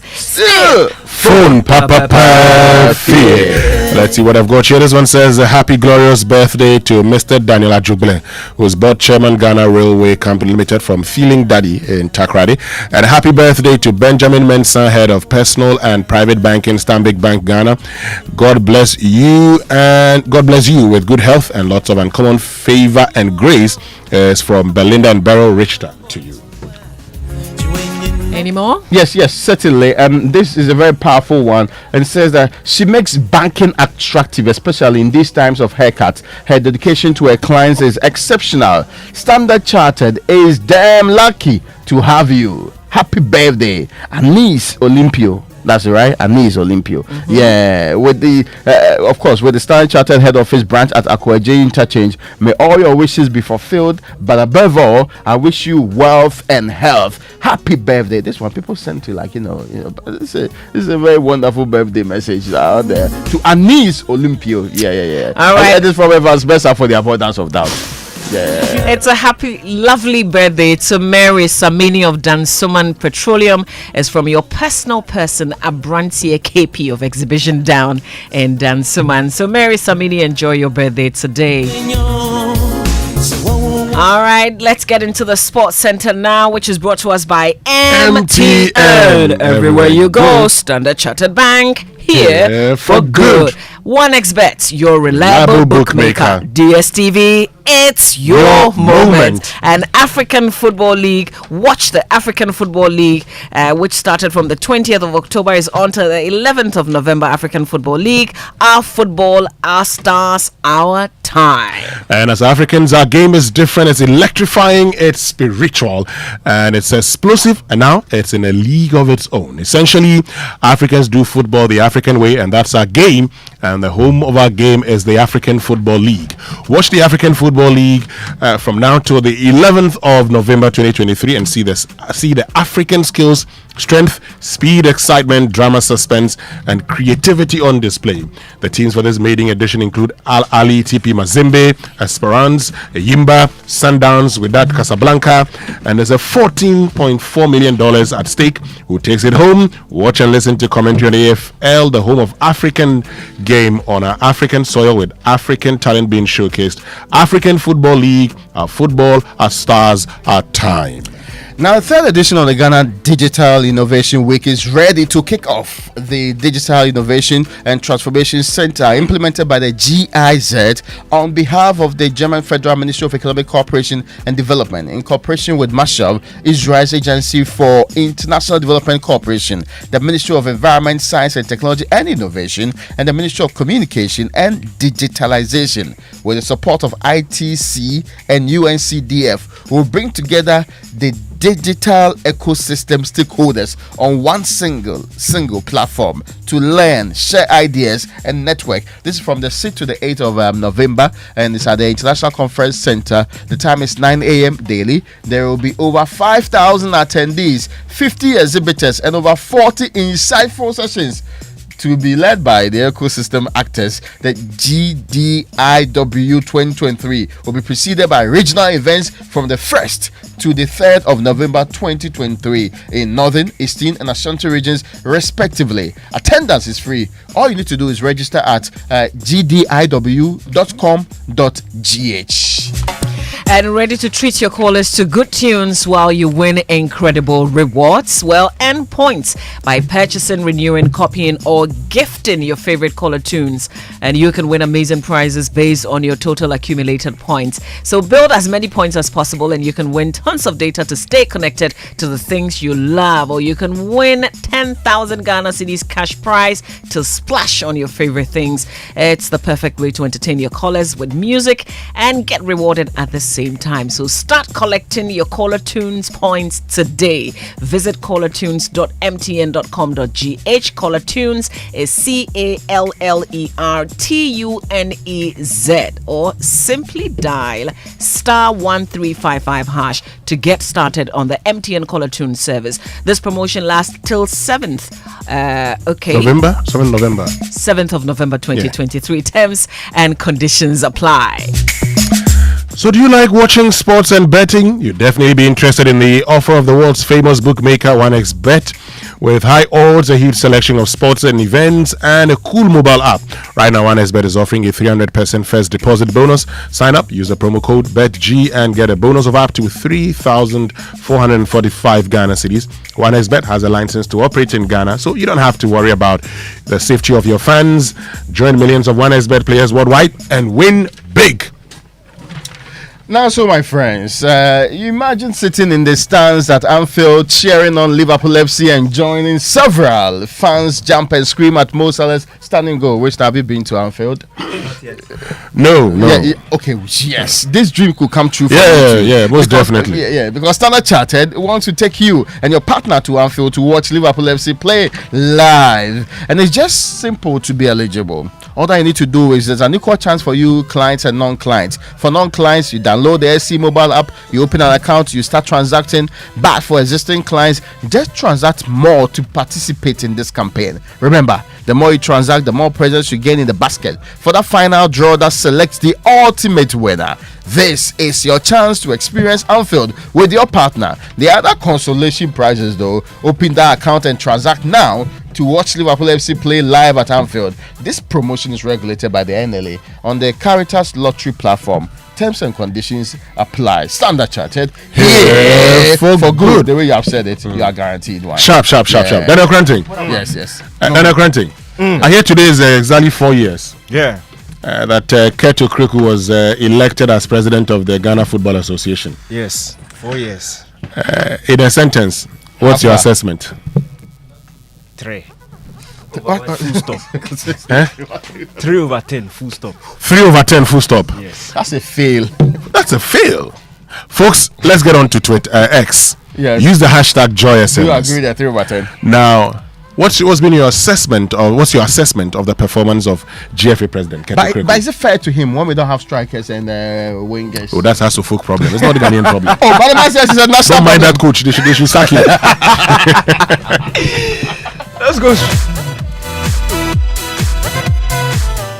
Let's go straight into the sports center. And the public relations officer of Karela United, Say Mubarak, believes the GFA should revise their mode of sanctioning hooliganism. Karela are facing punishment after Bofa Kwatano players needed police escort to exit the Aliu Mahama Stadium after last weekend's fixture between the two teams. According to Mubarak, sanctioning the clubs for the misdemeanors of certain fans does not affect the corporates in any way and would not solve the issue.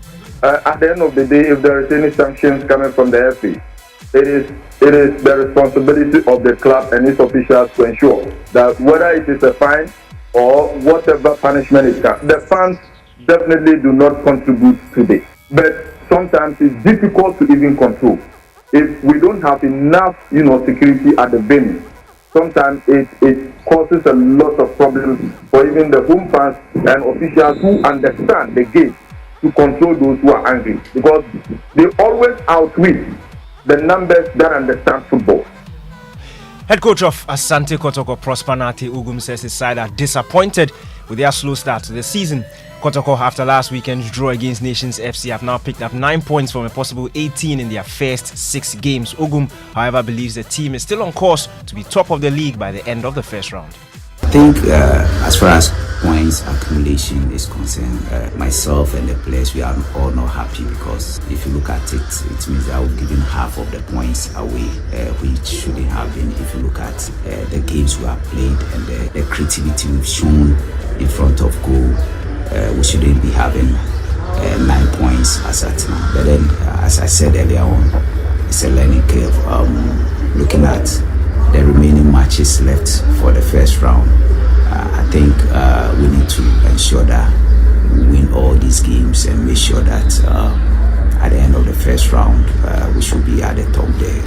Kotoko is known to be the best, and we must always prove that we are the best, and this comes with a lot of determination. There was some action in the African Football League yesterday in the quarter-final second leg. Simba were eliminated on the away goals rule after drawing 1-1 in Cairo against Al Ali, with the aggregate score ending 3-3. Coach Robertinho is head coach of Simba. He believes his side made Tanzanian football proud. We scored one goal before my opponent. We play well.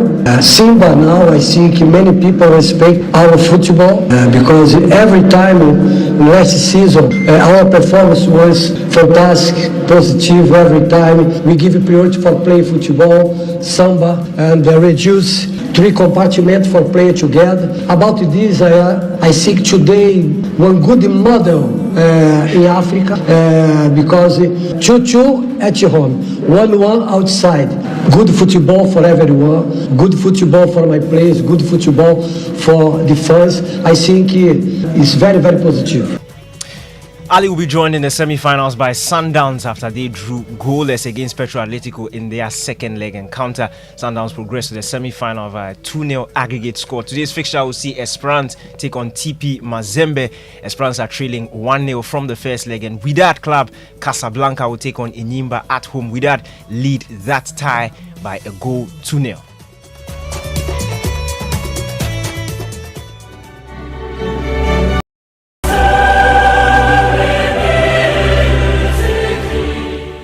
There was match day 3 action in the UEFA Champions League yesterday. Galatasaray were beaten 3-1 at home against Bayern Munich. Lens and PSV drew 1-1. Real Madrid continued their winning run with a 2-1 win over Braga away from home. Union Berlin were beaten by 1-0 against Napoli. Inter Milan were 2-1 winners over RB Salzburg, and Benfica lost 1-0 at home against Real Sociedad.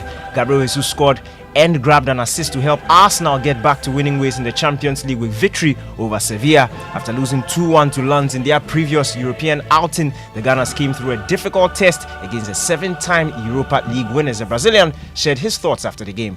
Amazing. It's not easy. You come here to play, Europe with against difficult teams. That's Champions League. Always quality teams.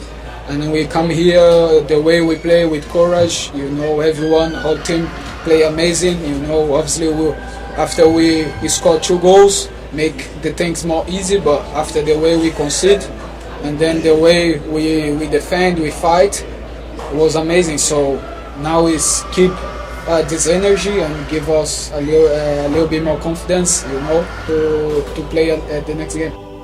That was Arsenal Brazilian forward Gabriel Jesus. Then at Old Trafford, 71 minutes on the clock here at Old Trafford. Long ball sent into the penalty box, nodded out there by Copenhagen, controlled just underfoot there by Diogo into Eriksen. Eriksen with a delicious ball down into it, and a wonderful header coming in from Harry Maguire. Harry Maguire breaks the dark then. He scores the first goal here tonight. It's Harry Maguire with the first goal, and Manchester United lead by 1-0. We've done the 4 minutes, 6 seconds added on. Ball bounces right into there. An opportunity still bouncing around, and that ball has gone across the face of goal. And really, referee's calling for a penalty, is it? Everybody on the feet right now in Old Trafford. It's going to be really the final kick of this game. Has an opportunity. Jordan Larson. Hanson waits, referee whistles. Jordan Larson takes a few taps. Jordan Larson hits the ball. Onana saves. Onana may just have won it there for Manchester United. Little huddle right now. He says it's going to be a corner kick. Nice, quickly go out. Has the referee called for the end of the game? He has indeed. What a game. Manchester United win it by 1-0.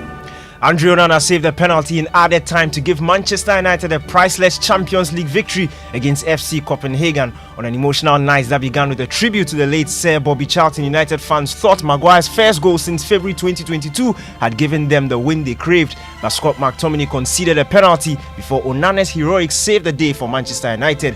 Harry Maguire was full of praise for the Cameroon international after the game. Honestly, I couldn't believe it when he gave a penalty. We looked so comfortable in the second half. First half was nowhere near good enough. We spoke about it at half time. The second half was a lot better. We played at a big tempo, a big intensity. Disappointed that we should be scoring 3, 4, 5 goals in that second half. The amount of chances and counter attacks we created and the talent that we have at the top end of the pitch. And when you don't score that goal, you can have one opportunity and an incredibly soft penalty to give away. I actually don't think he touched him in the end. but big save, big moment, big goalkeeper, and he deserves that. Onana also shared his thoughts after the game and referred to Maguire as the real hero for his efforts in the win. Just doing my job, no? Calm, build the pressure, make myself bigger, wait as long as possible and make the save. It was important victory for us. We had to win this game because we are Manchester United, we are a very big club, so we have a lot of ambition, a lot of expectation. So it was a very, very, very important win for us. For us, it was just to win. It was about to win if you want to continue this competition. So we are Manchester United. It's difficult to go out in the first 3 games, no? So we have to keep fighting. It's not going to be easy, but we are big players. We are big guys. I'm happy for the victory. I'm happy for the goal of. There'll be more fixtures in the UEFA Champions League today. Final will take on Lazio. Celtic will take on Atletico Madrid. Our featured game on Joy and Hits FM will see Newcastle take on Dortmund. PSG will face Milan. RB Leipzig will take on Red Star Belgrade. There'll be a game between Barcelona and Shakhtar. Royal Antwerp will host Porto. Young Boys will take on Manchester City. And ahead of that game, Pep Guardiola, who is Man City boss, is expecting a tough test in Switzerland. So aggressive team. They don't set deep, really tall and physical team. They link really well with the strikers and the 2 or 3. Except Belia, the other one, they are so strong. They attack really good the channels, especially on the left side. In the final third, a lot of players in the box. They can play with 4 in the back, 5 in the back, normally play 4 in the back, and against Red Star play 4 in the back, and against Leipzig play 5 in the back. So we have to read immediately which system they use to adapt a little bit defensively, offensively. And in this stadium, I know for the information I had, the people support them and a lot, and yeah, it will be a tough game.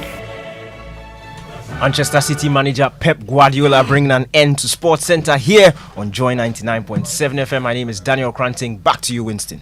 Thank you very much, Daniel. Thank you very much, Daniel. So you say that you give Keto Kreku 3/10.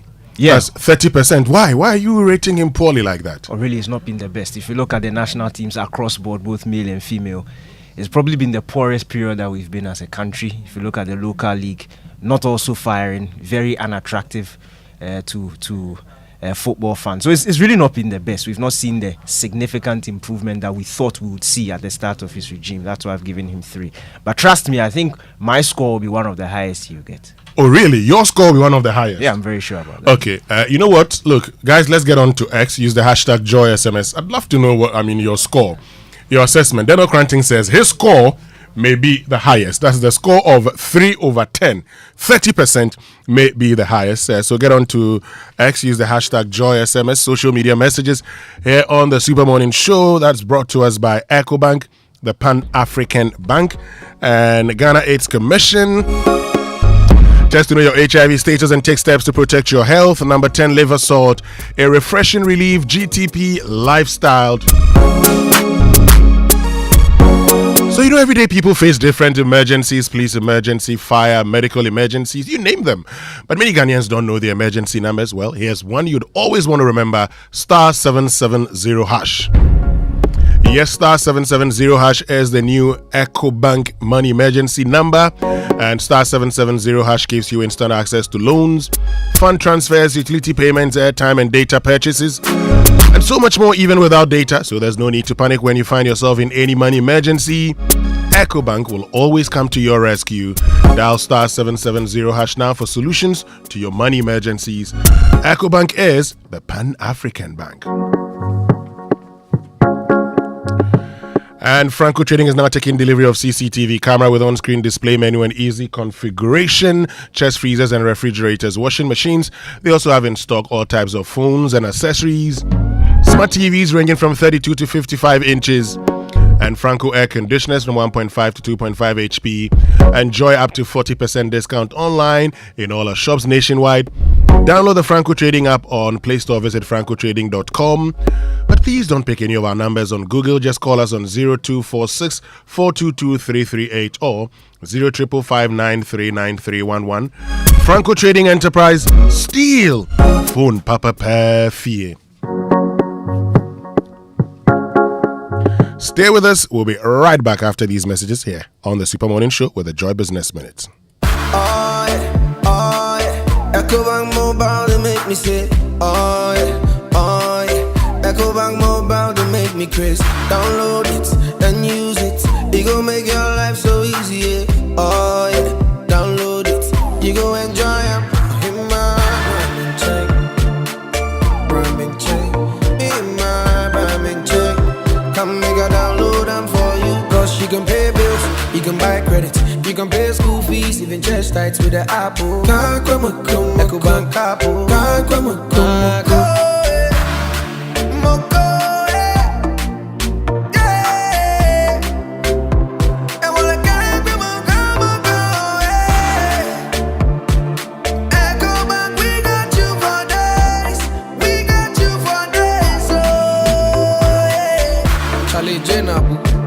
Life is easy with the EcoBank mobile app. You can pay your bills, transfer to and from mobile wallet, virtual card creation, transfer to other banks, express account opening, scan and pay, express cash, all at your fingertips with the EcoBank mobile app. You know, it's 5-star life with EcoBank. Kim promise. Under the auspices of the Munich Re Foundation and the Microinsurance Network, the National Insurance Commission, in collaboration with the Ghana Insurers Association and the Insurance Brokers Association of Ghana, are hosting the International Conference on Inclusive Insurance. It's official. The 19th International Conference on Inclusive Insurance is coming to Accra, Ghana from October 23rd to 27th, 2023. Over 400 experts from 50 countries will discuss ways of accelerating the growth and economic viability of inclusive insurance for emerging markets. Welcome to Accra, Ghana, an unforgettable experience of warmth, unique culinary delicacies, vibrantly colorful people with great strength and character. Welcome to Beguiling Ghana. Welcome back. Now time for the Joy Business Minute, brought to us by Consolidated Bank Ghana. CBG, we stand with you, and Anointed Electricals, the generator experts. Hello, welcome to the Joy Business Minute, brought to you by Consolidated Bank Ghana. We stand with you and Anointed Electricals, your generator experts. Banks are taking aggressive measures to recover all loans they fear might go bad. It's coming after a new Bank of Ghana report showed more than 2 billion cedis of bad debt as of the end of August this year. The Bank of Ghana says the banking sector's performance in the first 8 months of this year was robust despite weakening in some key financial soundness indicators, particularly asset quality and solvency. Customs officials at various border towns are calling for more resources to deal with traders using unapproved routes for smuggling. This, they say, is necessary for the team to ensure the appropriate revenue is accrued for the state. And Meta, the parent company of Facebook and Instagram, has been accused of misleading the public about the risks of using social media and contributing to a mental health crisis among the youth. And that's the Joy Business Minute, brought to you by Consolidated Bank Ghana. We stand with you and Anointed Electricals, your generator experts.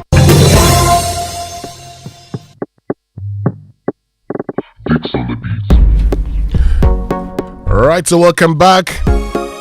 And Anointed Electrical Engineering Services Limited is into the sales of ultra-silent generators from 5 kVA to 2,500 kVA, and they also undertake maintenance and repairs of all kinds of diesel generators. They have in stock genuine spare parts of all kinds for various generators, and also do generator rentals in East Legon. You can locate them on the Lagos Avenue Road opposite Tomric Hotel, in Tema on the Tema General Hospital Road, Community 9, just after the overhead, and at Odoko, where their head office is, number 77 Anointed House off the Odoko Malam Road, Accra. We have branches nationwide. Anointed, the generator expert. Contact their hotline 0243 480 334.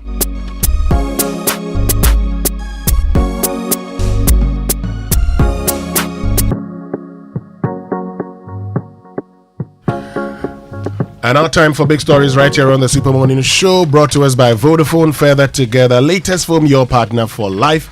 And Access Bank, your number one remittance bank. Access Bank, more than banking.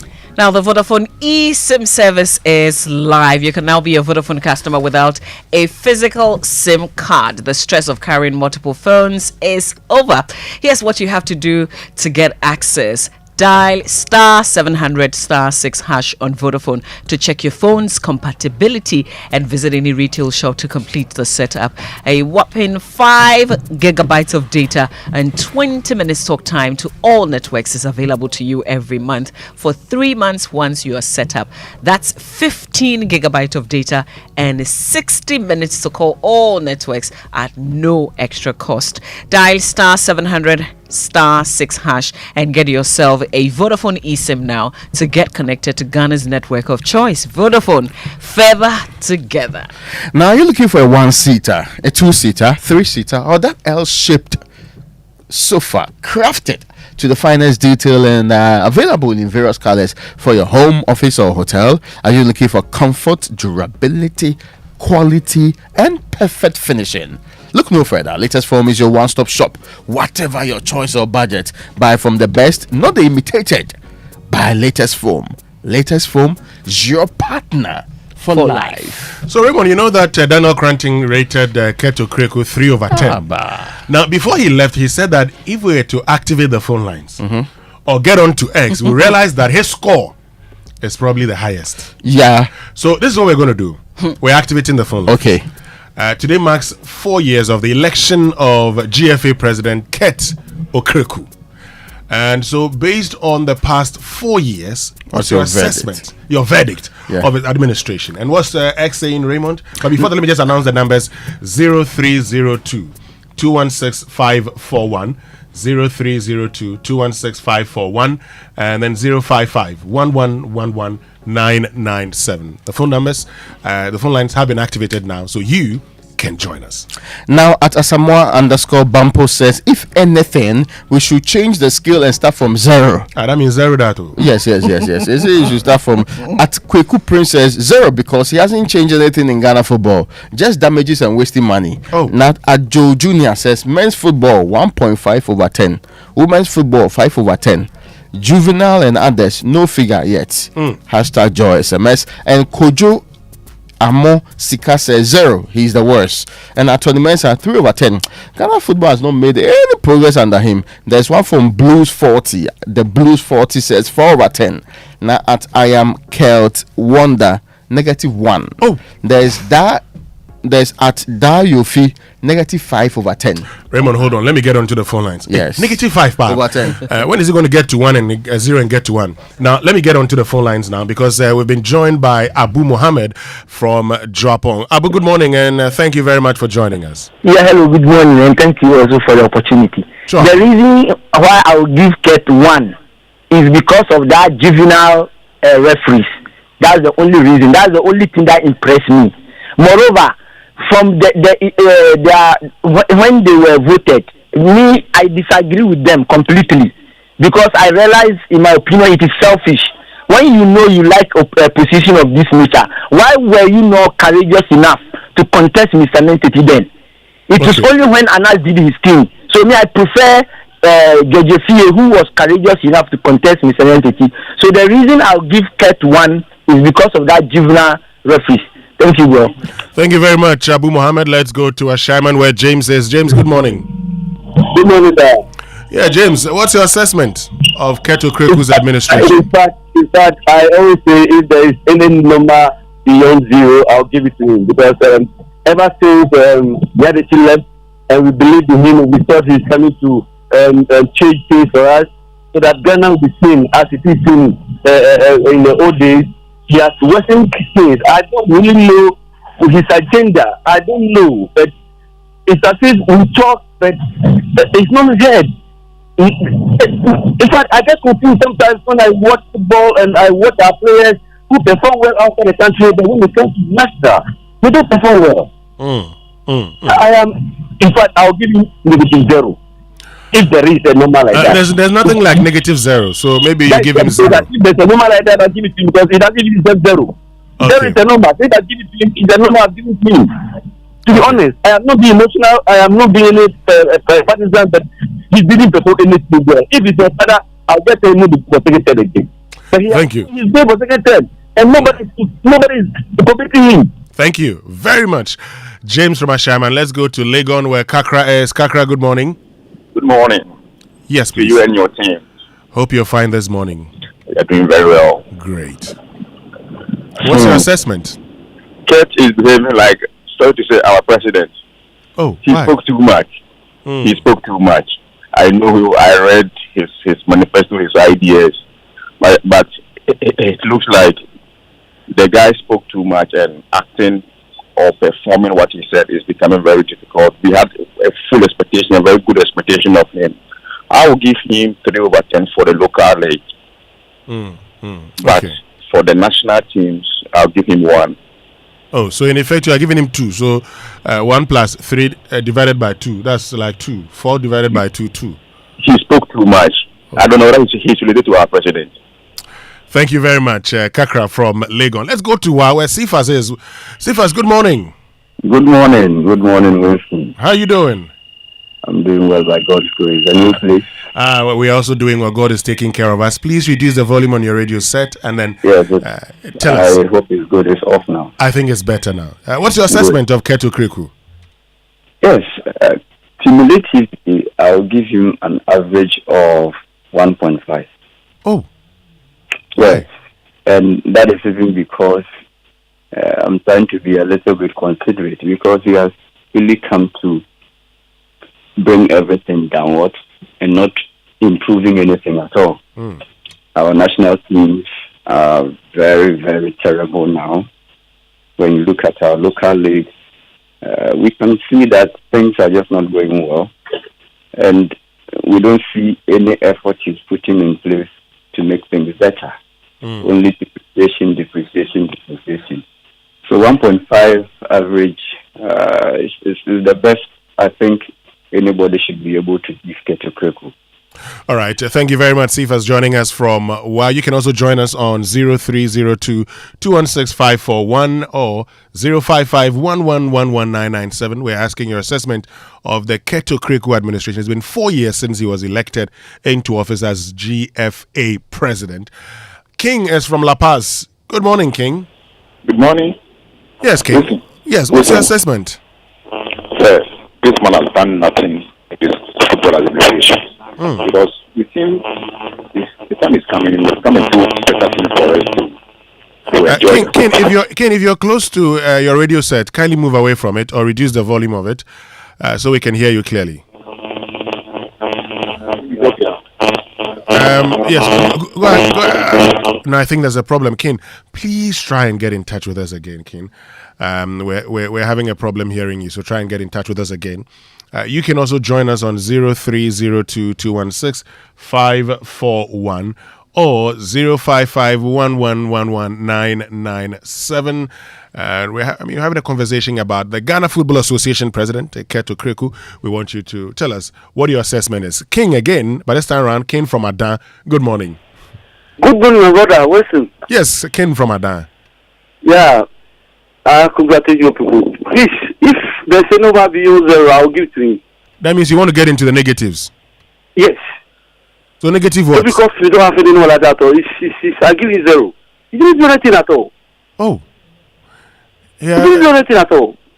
Oh, during his regime, his tenure, we've qualified for the World Cup. We couldn't qualify for the 2018 World Cup. He didn't do anything at all. These days, it's very appalling. It's very appalling. It's very difficult. So if I don't want to hear him in any way. He didn't do anything at all. Okay. Good morning to you, my brother. Thank you very much, King. Hey. Okay, let's go to Krobo. I think, is it Lawe? Okay, let's see. Hello, good morning. Hello, good morning. Yes, good morning. Yes, please. Kindly reduce the volume on your radio set and tell us your assessment of Keto Kriku. Okay, thank you. Is it okay now? I think it's better now. Okay, yes. On a scale of 1 to 10, I think I'll give him 6 out of 10. Okay. Yes, the reason is because I think he's doing very well. He's trying his best, but he's having an unfavorable macroeconomic indications, which means that disposable income of individuals in Ghana are being affected because of the current maybe macroeconomic indications we are having. So as a result of going to the stadium to go and watch football, I will have an option. Maybe I have to use radio, or maybe I have to watch it on TV. Then I'll not go to the stadium to go and have the real fun. You get it? Okay. So high cost of living too is part of it.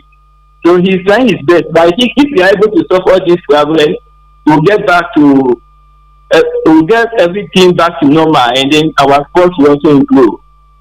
All right. Thank you very much, Lawe, for joining us. So you can also do same on 0302 216 541 and then 055 1111997.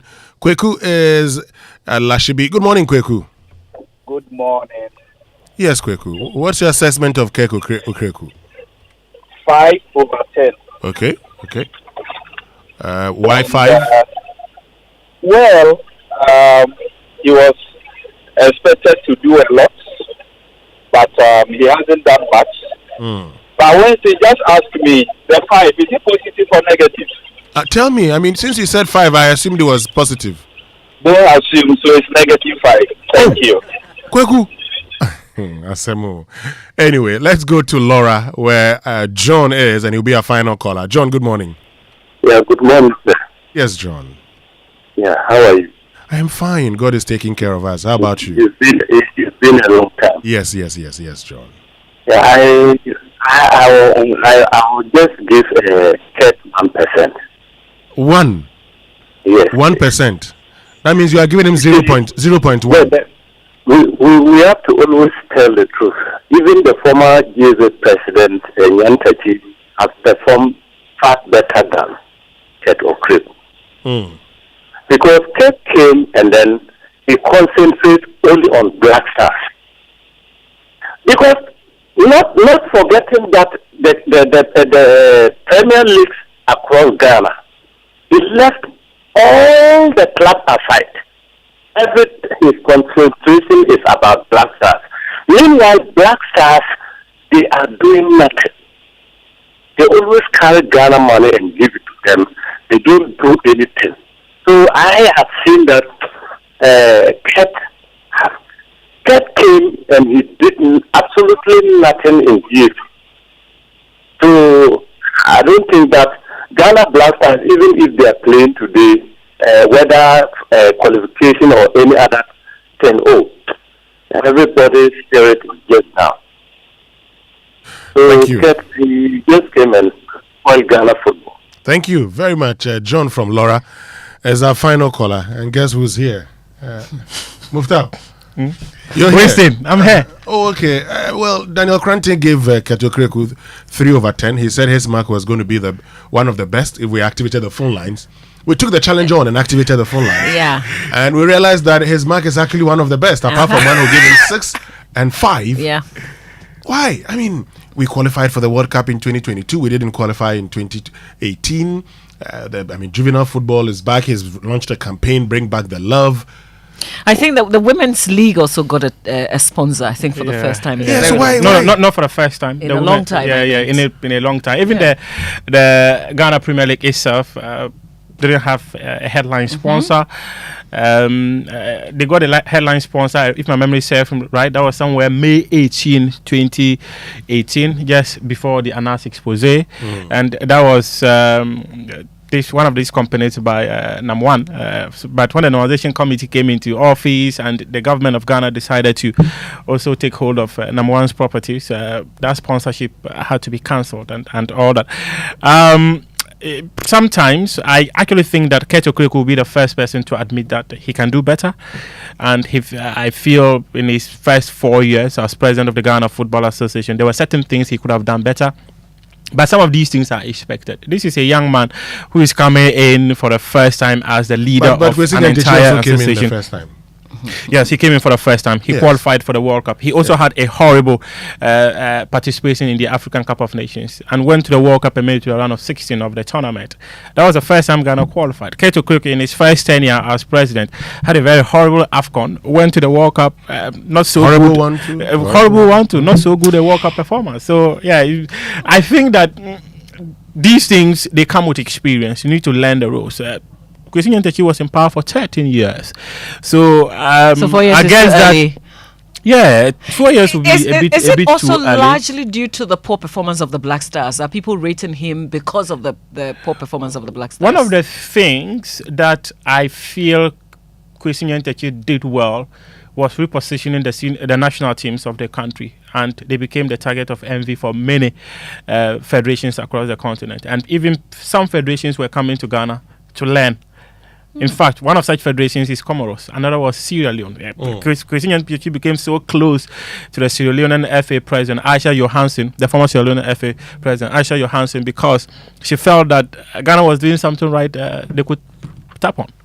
So I think that Kwesi Nyantakyi was able to position the national teams in a way that people really fell in love with the national teams. I remember speaking to Stephen Appiah. One of the things he told me was the fact that at a point, people never wanted to play for the senior national team, the Black Stars. But when Kwesi Nyantakyi came into office, and around that time, even before he became the GFA president, there was the likes of Dr. Kofi Amwa, there was Fred Papo and co. They were all part of the management of the national team. And they decided that we need to reposition our national teams if we want the players to play for the national teams. And that was the first time that they started paying players some good bonuses. I remember around that time they were like $3,000 or something like that, and that many people will also say that was the beginning of monetizing. I agree. We pay them so much money. Yes, and they do so that was the beginning of monetizing the passion the national teams. No, but he did so well. Hold on a second. If anybody saw the Black Stars of 2006 at the World Cup, my goodness, that was football.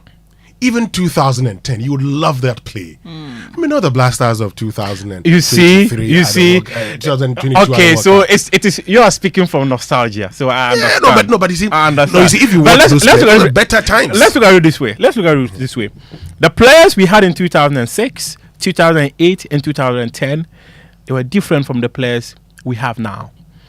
We are talking about a generation of players that were together from say 2002 all the way up to 2010. And now we are talking about a new crop of players. We saw them even fading out. Andre Ayew is fading out. Jonathan Mensah is no longer in the team. Samuel Nkum is no longer there. Ajiman Bedu. These were the group of players who won the 2009 Under-20 World Cup. So we expected them to also have another long run when it comes to the national team. But unfortunately, you had another squad, winning bronze. They are Sefuaz and Co. Where are they? Well, you see, and that is a major problem. Yes. And sometimes when it comes to the national teams, you cannot say that because we had a specific group of players that did so well at a competition, we can maintain them, because some of them they will dip in form. Injuries will come in. Other talents will crop up and do better. So, as a national team side, it's not like a club side where you can go and buy a player somewhere to come and augment your team. It doesn't work like that. Look, Mufta, hold on. In 2006, when we had an issue with left back, Adoke Papo was a left back.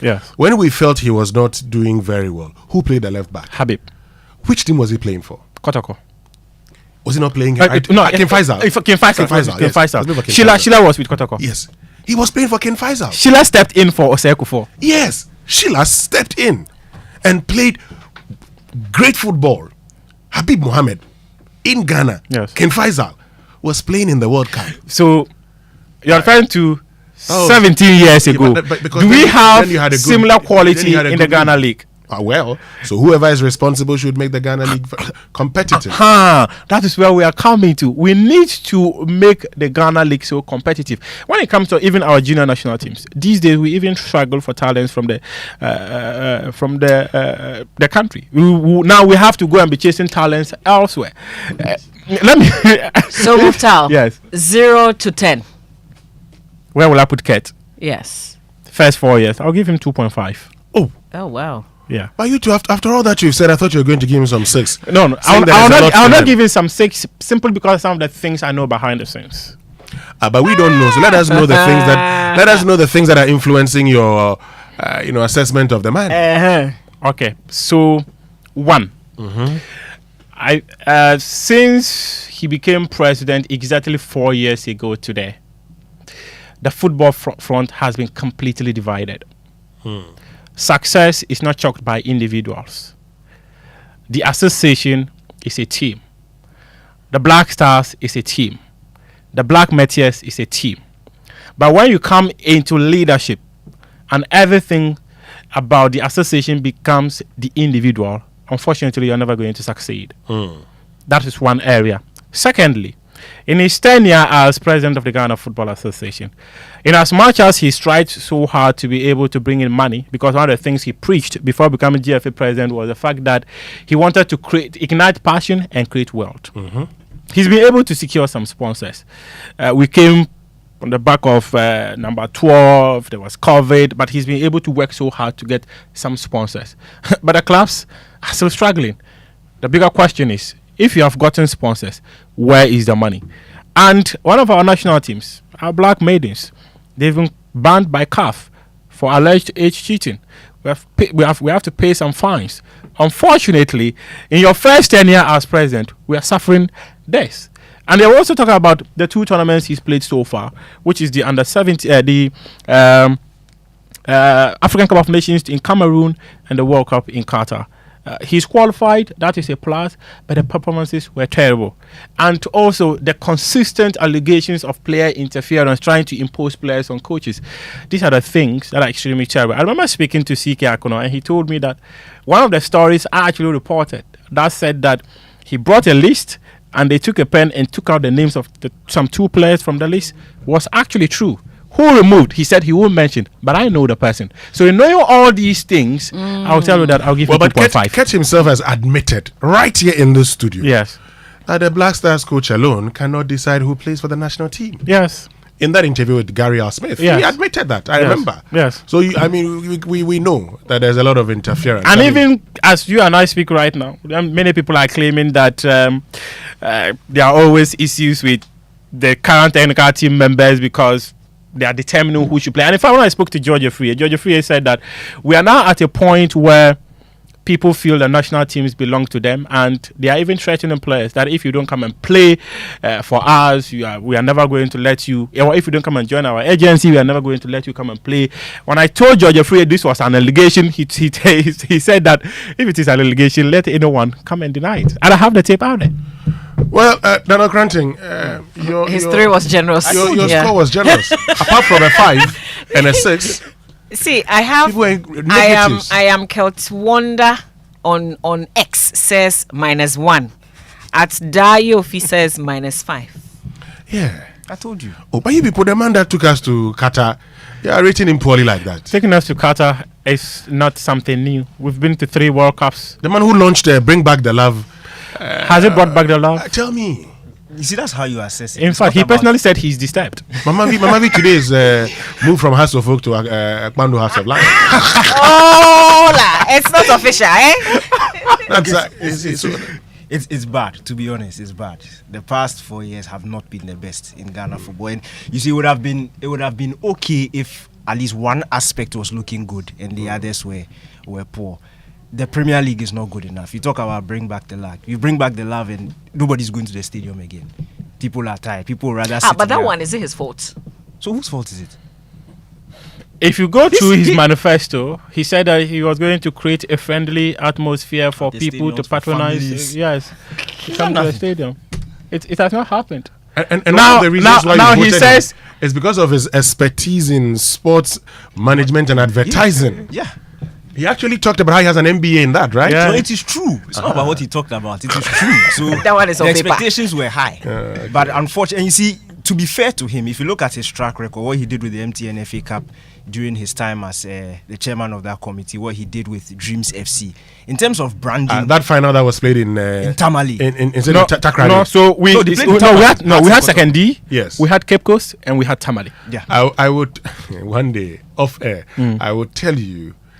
The one who made it a success in Second D and Cape Coast. The 2015 Why final? off air? Because you asked him to justify the score he gave him. Yes, I will tell you. I justified that. Yeah. So look, it's sad, and Mufta was making a very good point about the differences between the current Black Stars team and then the team of the past.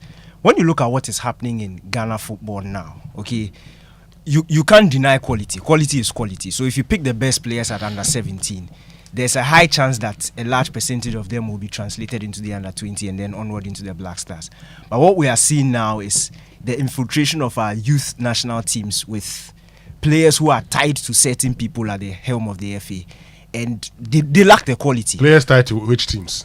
Oh, but we know that. No, but this one too. This one too. Must you be told? Dreams FC. Must you be told? All of them. Can you imagine that the success of our junior national teams, which was always reliant on teams like the likes of Dreams FC, that's a Dreams FC, Right to Dream Academy, Wafa, Tama Youth and Co. Now we are told that players in those academies are not good enough for our junior national teams.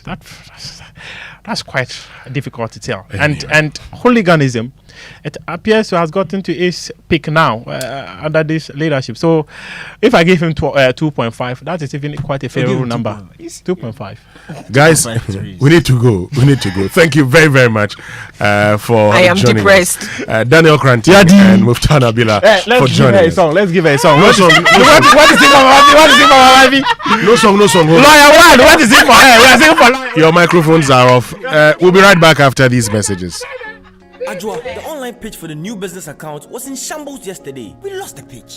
Tell me about it. We started off very confident, and then the office broadband went down. When we set up the hotspot from the phone to reconnect, the data allocation also got finished. You are joking. I wish. The meeting room was hot. Kobe quickly tried calling them to give us some more time, but he had no airtime. Total chaos. They also gave us feedback that our website didn't have enough information. How can you run a business this way and hope to grow? Oh dear. Your business communication can be way better than this. Vodafone One Business is a complete communications package that gives you broadband with data transfer to mobile phones, mobile package with free calls among employees, landline with free calls and website design plus domain name registration. At Vodafone Business, we understand that strong connections within your business lead to success. Call 050-777-9000 or sign up by sending an email to sme@vodafone.com. Vodafone, further together.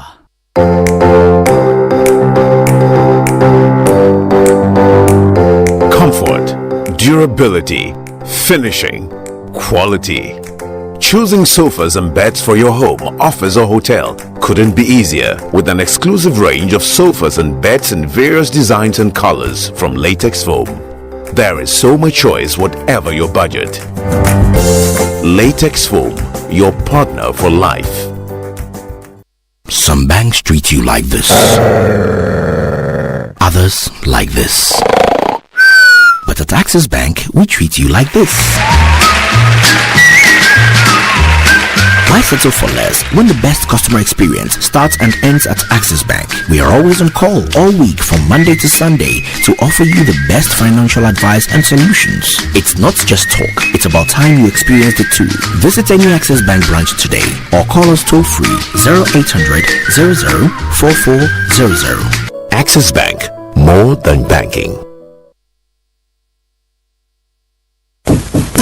Hey, Cashman! Yeah! Don't you know Nana has assembled all of us and you are here making calls? My generator is spoiled too. So I'm calling a renowned Ghanaian company with an excellent track record in the sales and repairs of generator sets in Accra to come and repair for me.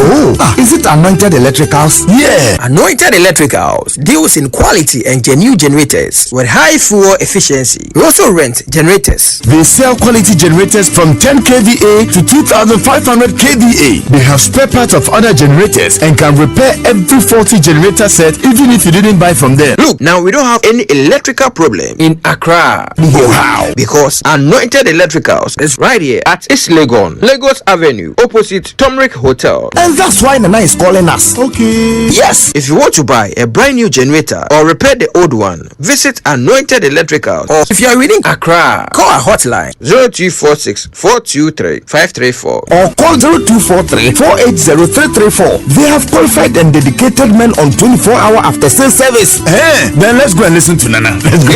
Gosh, after giving you the hint, won't you give me anything? Anointed, the generator experts. A bank that supports you, a bank that cares for you. Hand in hand, we stand with you. So lift your head up, big dreams are waiting. We'll walk with you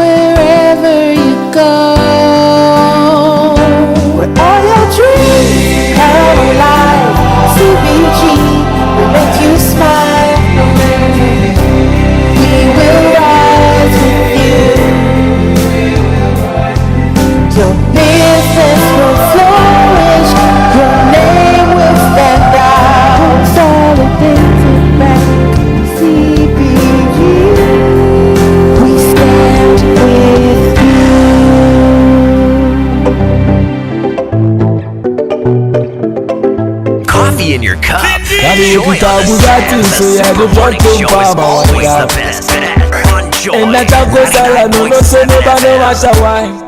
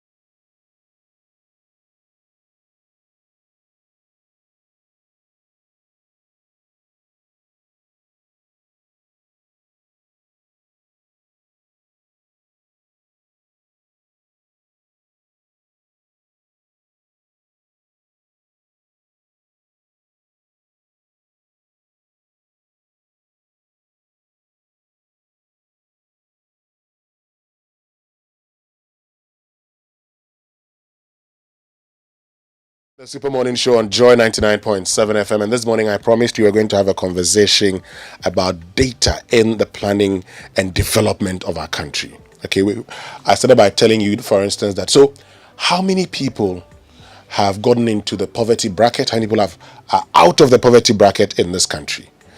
Is it a case of knowing it yearly, quarterly, monthly, or every fortnight, or maybe weekly? Do we know? When it comes to jobs, do we know the number of people who have jobs? Do we know the number of people who are going to the hospitals? What are the diseases they are reporting the most? How does that, affect our planning, for instance? So do we know the actions that would lead people to become poor or will lead people to become rich? What influences our decision making in this country? Well, in other jurisdictions, there's always the talk of data. But in Ghana, do we even have the data? Is it a case that we want to use data and the data is unavailable?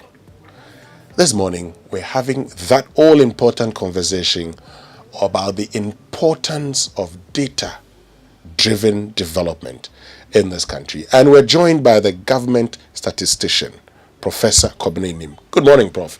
Good morning. And thank you very much for joining us. Good to see you. It's a pleasure. Good to see you too. Great. We'll get into the conversation shortly. But a wise man once said, don't just make money, make a difference. And at ABSA, we believe in helping you make a difference through our personal loans. With an ABSA personal loan, you can get up to 500,000 collateral-free loan to finance your personal projects with a flexible payment plan of up to 7 years fixed and competitive interest rates. The ABSA personal loan is just what you need to open the door to the life you deserve. So visit the nearest ABSA branch or call your personal banker to discover how to get things done. Now, that's Africanacity, that's ABSA. But sometimes buying your car insurance isn't the problem. It is when you forget to renew it and get into trouble with the police or you have an accident.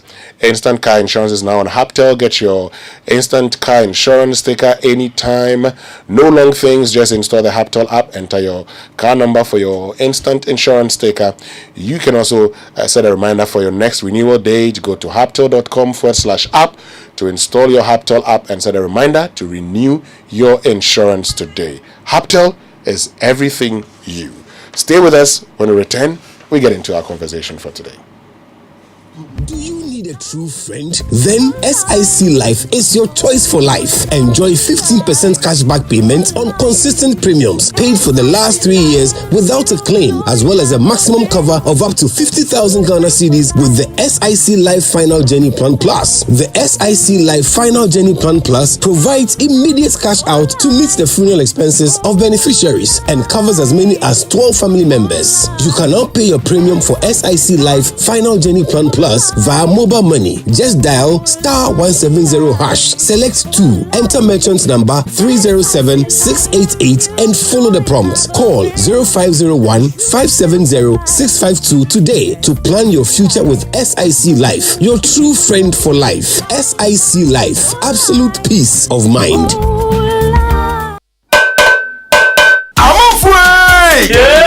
Media Sambisanda Moa. It's your matino. Move upon it. Move in no bottom pemo maniacono. Eh, Quabna. No move wants me to be just my member in that day. And the crew. Complete moving number of people. So excellent ever. I didn't abandon the braille. Who see it in a mobile? Some man I want it. Sir, I na could you soon use excellent chaco. Then really the mouse. So you could fit that. No, what you ask me, your mother feel you. Kojo, sir. Yeah. Pepsodent Heba and a Pepsodent Chapo. A idea. You're gonna natural. FDIJ Trading Katuyatu. Hello, 80 customers. May I have your attention, please? Ready for the good news?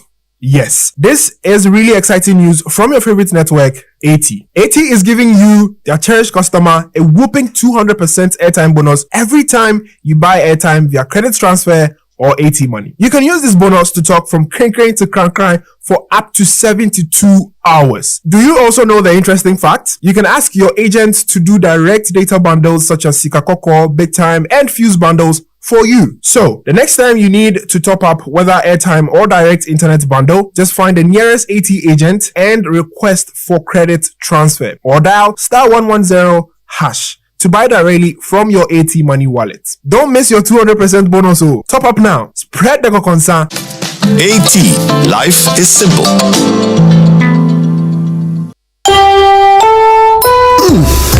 We shouldn't have gone to that party. Masa, my head is killing me. Is that your stomach? Yes. What did you eat? I don't know. Get rid of your gastric problems with number 10 liver salt. Number 10 gives you quick, effective relief from nausea, indigestion, heartburns, hangovers, and hyperacidity. And with different fruity flavors such as orange and lemon, it's a pretty tasty way to end an uncomfortable situation. Number 10 liver salt from Ernest Chemist, because everyone needs a chemist. This advert has been vetted and approved by FDA.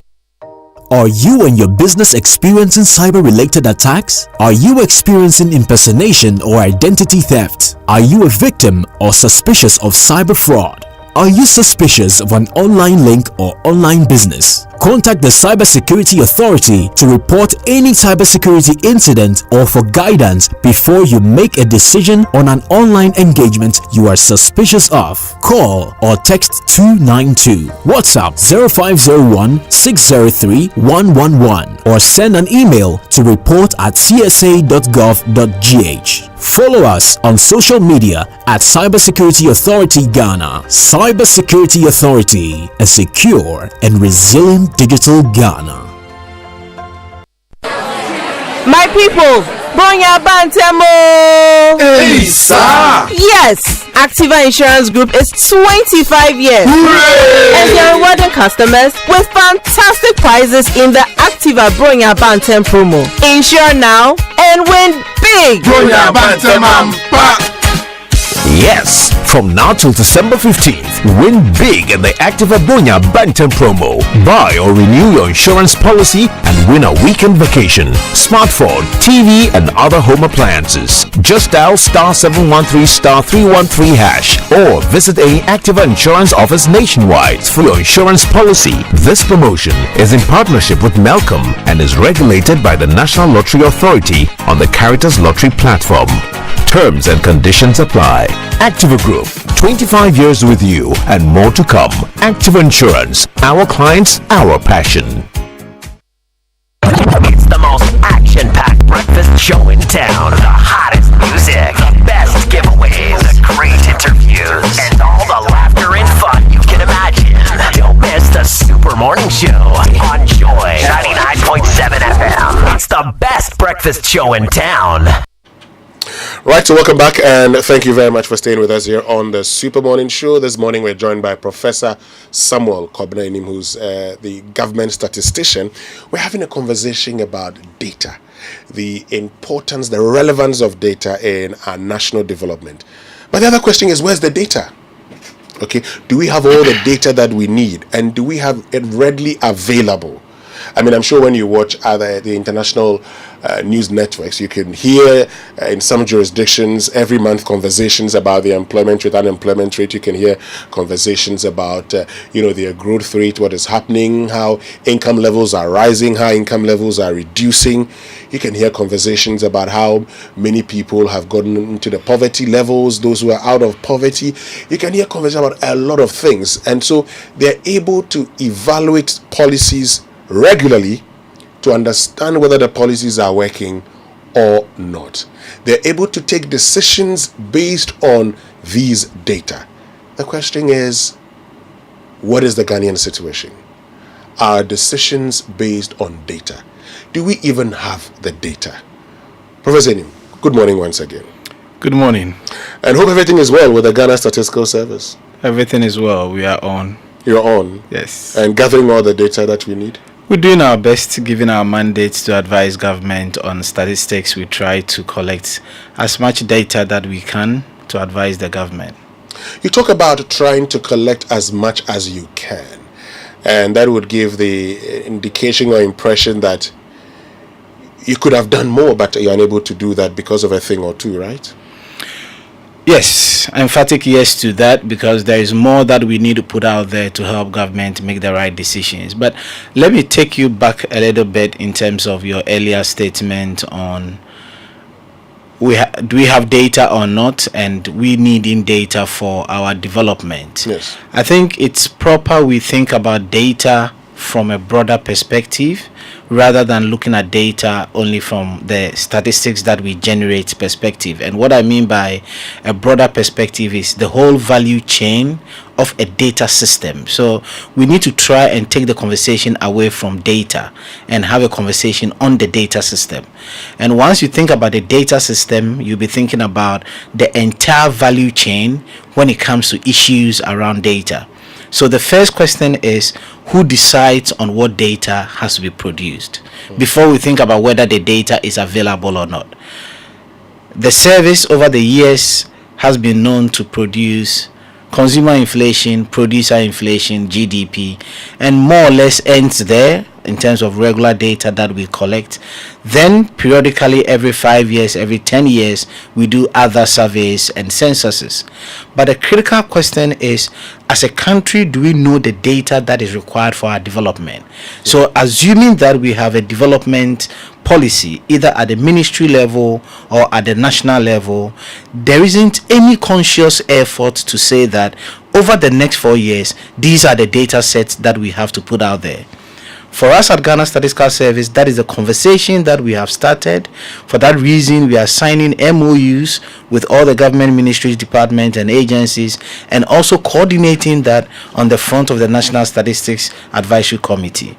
Definitely, that is not enough. We feel that it should be a national reorientation in conceptualizing the data that we need at any point in time, given the characteristics of the country. Until we have that conversation, if we go on to limit ourselves to the statistics that we are producing and asking ourselves whether it's available or not, I think we would have missed it. The second thing about the data system, which I've been emphasizing for some time now, is how do you want to see the data? Unfortunately, as a country, we are focused only on the aggregates. So everybody in Ghana talks about the inflation rate being 38.1%. But how many of us have clarity in our minds in terms of the 13 divisions, in terms of the regional inflation rate, in terms of inflation for locally produced items and inflation for imported items? I go strongly on that and say that anytime you focus on the national figure, you are just reporting progress rather than thinking about how we can do well with a particular statistic. So it is about time we ask ourselves, what are the disaggregates? What are the trends, and how do they inform the policies that we make? In between deciding on what statistics to produce, presenting it in disaggregate, there are quite a number of things that should happen in terms of the value chain. But the last point has to do with what you said earlier on, an audit of the policy documents that we have. Again, this is not happening as a country, and this is what Ghana Statistical Service we've started doing.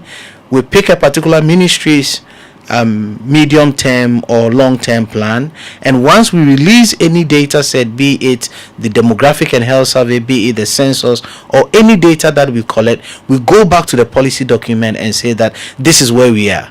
Again, this initiative should not come from Ghana Statistical Service. This initiative should come from the ministries, because they have developed their medium-term or long-term ministry level plans. So they should work with us and say that, given this data that you have collected, can we benchmark where we are?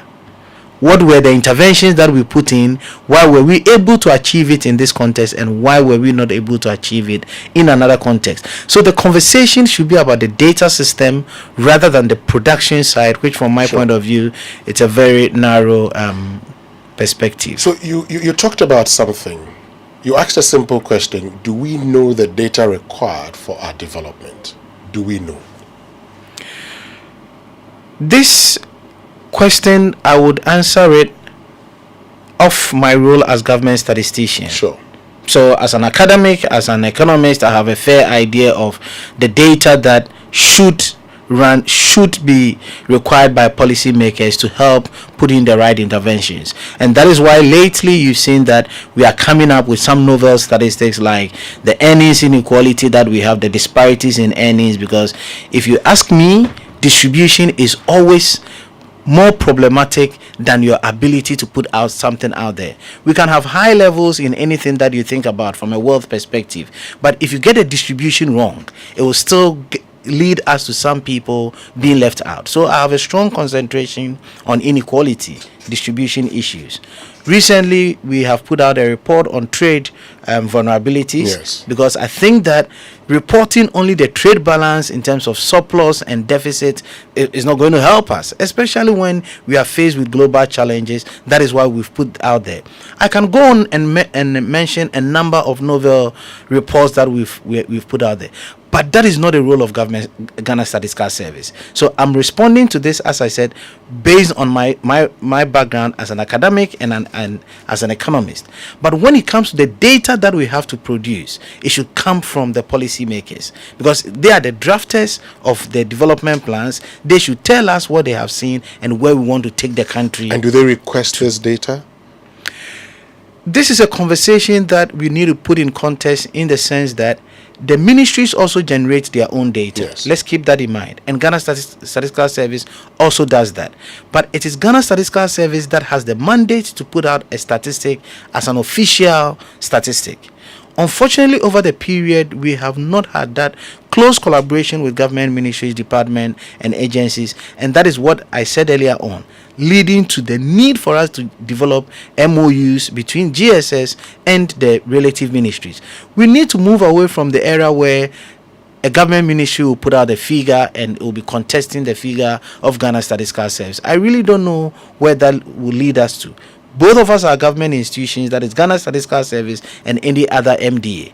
So for whatever statistic that we put out there, if you've gone through the scientific processes, if you follow the fundamental principles of official statistics, we should be able to harmonize whatever statistic and where it's coming from. Just yesterday, we met with the Ministry of Education, and one of our concerns is nobody talks about completion rate in this country.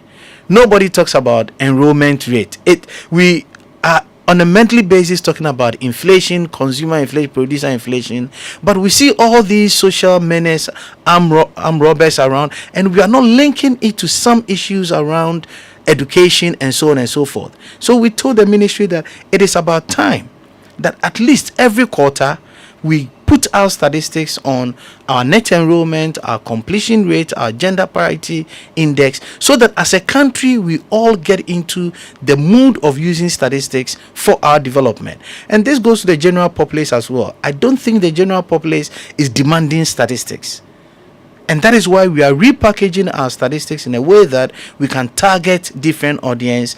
Government is aware of the data that we have, the need to use data, the general populace demand for certain kind of data, and then it will compel us to be evidence-driven country when it comes to development. Now, I mean, you've talked about the fact that it's not only the Ghana Statistical Service that is generating these data, some of the ministries also do. But of course, so I noticed, for instance, that you came up with the trade vulnerability report, something that we have been studying, and we've been making a reference to it. Of course, we've been looking at, and that was a good job. I mean, even countries that we export to, those that we import from, we know all of them. For the statistics that you've provided, I believe you submitted them to the appropriate agencies or ministries. When you submit these, what happens? It is difficult to track its use because it's in the public domain. Possibly the ministries are using it. You don't submit it to them, or you just put it out to the Okay, so let me step back. We don't put out a report without engaging the ministry concerned. Sure. Anytime we are putting out a report, we try as much as possible to get the minister of that ministry to chair the dissemination. Obviously, for the principles of official statistics, we cannot disclose the statistics ahead of the event, but we would engage, give you a sense of why we are doing this and the benefits of it without giving you the actual numbers, because we have to release it to the public at the same time. And we try to invite the minister to chair that event. Obviously, they have other responsibilities and sometimes they are unable to attend. In the case of the trade vulnerability, the minister had other engagement, he was unable to attend. But when we want to ask the question whether it was used or not, maybe they've used it on our blind side, we don't know. But even if they've done that, we require and we are asking of them that there should be a better engagement with statistical service rather than picking our number and using it. You don't have those engagements? It is not structured, it is ad hoc, so it depends on the ministry in question.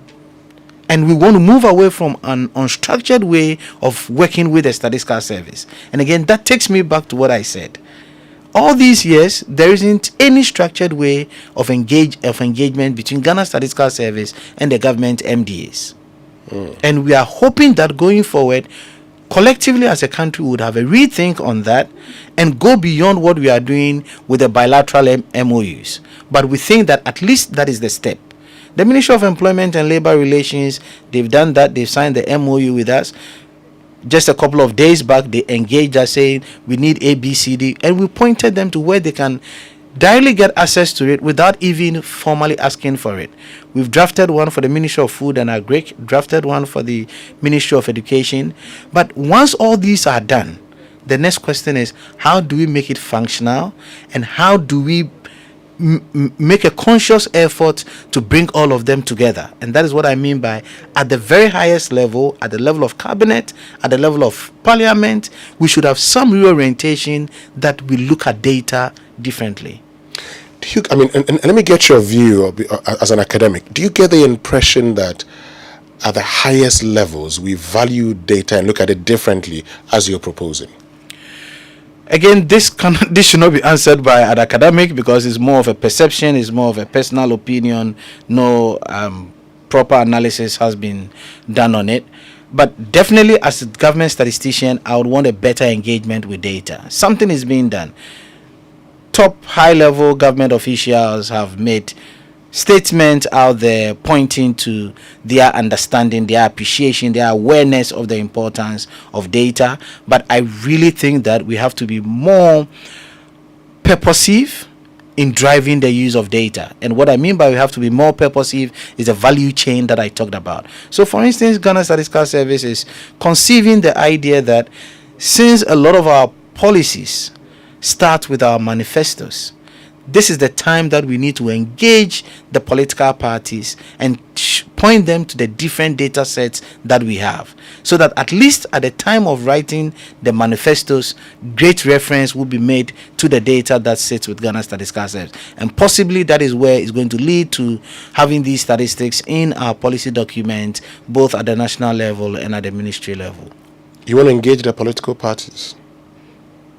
So they look at the data that you have. We share our products to them. So this is all what we are repackaging what we do to increase the uptake of the data. Okay. So we are aware that around this time is the writing of manifestos. So we think that we go out there like we are doing with the universities now, share with them the different data sets that we have. Just awareness creation, just sensitization, that you don't need to struggle to get data on the census. You can sit wherever you are, online you can get the data. For all the surveys, you can get the data. So be mindful of that and make sure that the writing of the manifestos really have the right data, the official statistics embedded in those documents. My guest this morning is government statistician Professor Samuel Kobene-Nim. We're having a conversation about the data, the data systems, the relevance of it in our national development.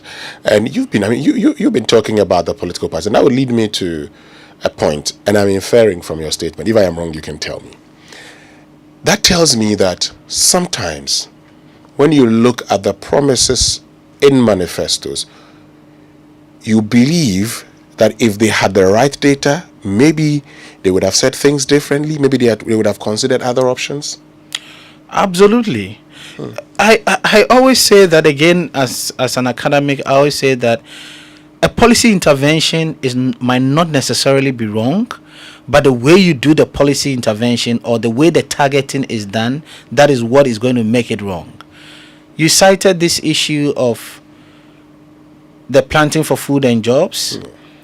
If we think about it in a way that is independent of the items that we have in the basket for the computation of food inflation, we can see high yields for the items that are in the planting for food and jobs.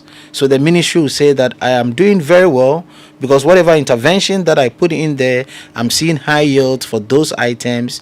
But if those items are not what we have in the food, as food items for the computation of food inflation, wouldn't have any impact.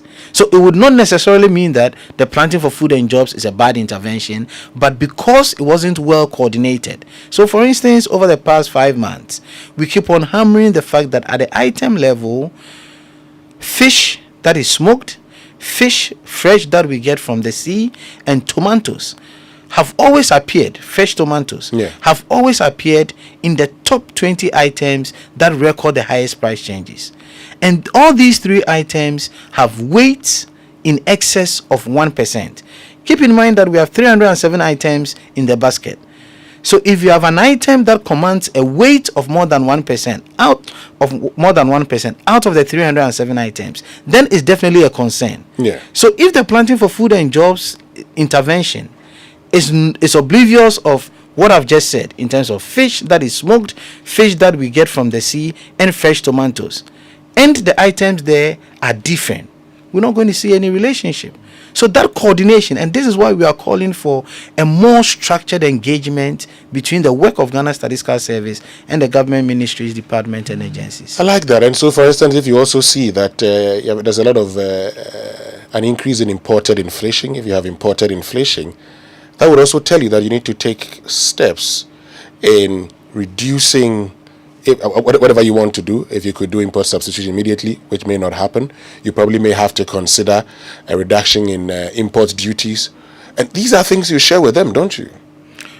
We do, as much as we can. So you've talked about the audit of the policy documents that you have also. Is it a case that, even the statistics that are readily available, shared with institutions, a lot isn't done with these figures? One can conclude just from the perspective that, and I'm keeping in mind the use of the word a lot, and it aligns with what I said earlier on. Once it is not measured, you cannot talk about it. So now we don't measure the extent to which the data is used. And this is what I meant by profiling policy documents. So if as a country we don't have regular and institutionalized processes and say that education ministry has an education strategy plan, it started in 2018, is going to run to 2030. At what stage are we going to say that between 2018 and 2023, Ghana Statistical Service has done a census, Ghana Statistical Service has done an annual household income and expenditure survey, and other surveys, and all these surveys have questions on education? So if we are not going to sit as a country at some point and say that, given the statistics that have come up from these censuses and surveys, we need to revise some of the things, or even at the end of 2030 go back and do a complete audit of it, then on what basis would we say that we are using statistics? Because you cannot have a 10-year plan, a 20-year plan, and then wait to the end of the plan and do an assessment. What is required is that anytime new data set comes up, you go back to the drawing board and say that this was my baseline, I was able to achieve it because I didn't do anything in this region or in this district. Going forward, I need to revise it. Once that periodic revisions are not happening, one can conclude that we are not using data as much as it is required. We recently did something for UNICEF on water and sanitation. We did a league of districts that are practicing open defecation. We put it out last week, I think. And out of the 261 districts, 70 districts have retrogressed over the period 2010 and 2021 out of the 261. So the main take-home message that we put out there is that, isn't this about time for government to say that if one district was able to make progress of about 58% over the 11-year period, and another district retrogressed by about 26.1%, specifically Peru West district as against Nandom that made a progress of 58%. What we should do, and we put it out there, the minister should bring these two district chiefs, executives together, these districts together. You did well, you didn't do well. How can we learn the practices? Did we have interventions in Nandom that we didn't have it in Pru West? Or is simply a behavioral thing that we need to do a lot more campaign? So until we look at the details of the data, and that is why I said, let us forget about the national figures. Let's delve into the disaggregate in terms of what is happening across the district, and a lot of learnings can take place.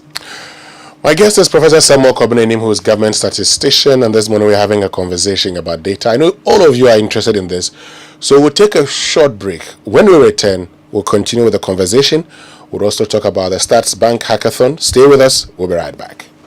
Are you tired of struggling with bad financial situations? At Quick Credit, we understand the difficulties that come with transitioning to a better one. That's why we're here to simplify the process for you. With loan facilities of 1,000 cedis and upwards, all you have to do is call and we will take care of the rest. All you need is your national ID. No savings, no collateral, no susu, no deposits, and no account opening required. Quick Credit has you covered. Whether you're expanding a business, starting a new one, facing an emergency like school fees or funeral expenses, or even just in need of a salary loan. Call Quick Credit today, 0302 200 390 or 059 692 0833. We do not give loans via the internet. Quick Credit is regulated and licensed by the Bank of Ghana. Terms and conditions apply. Quick Credit. Lending made simple.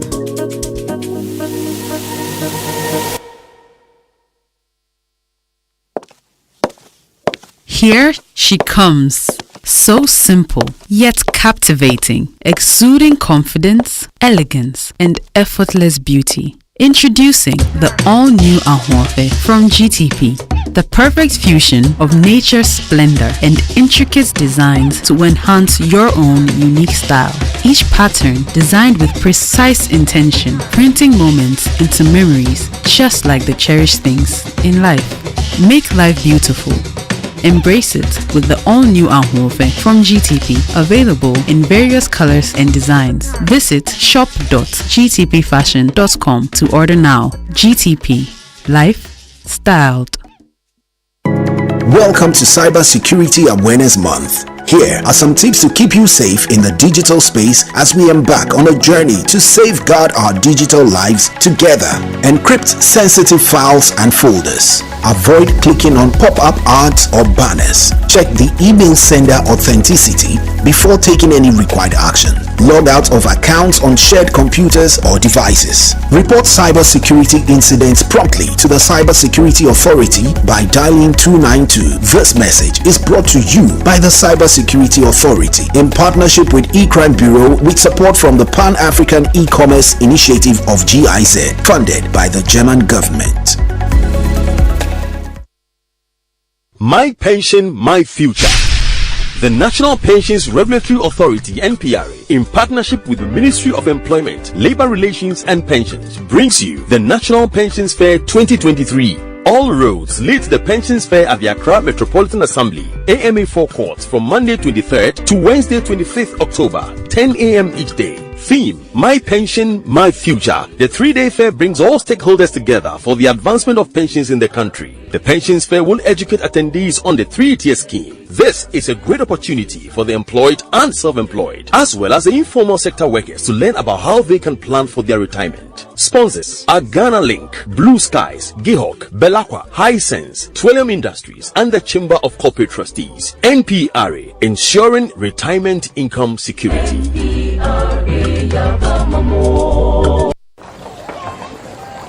Imagine say water wake up at dawn, e no bath, e no chop, wey e vanish for your area for 2 weeks. You no get one drop safe inside your tank. Hey. Hajia, our life was in dangerous. Only our neighbor get water with water tank. Water tank? Yes, water tank.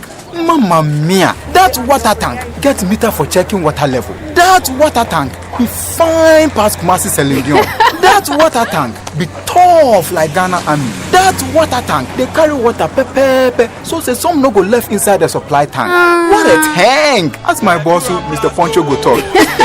Beautiful, durable, with water level indicator and accurate volume of water. Water Tank. What a tank. By Duraplast.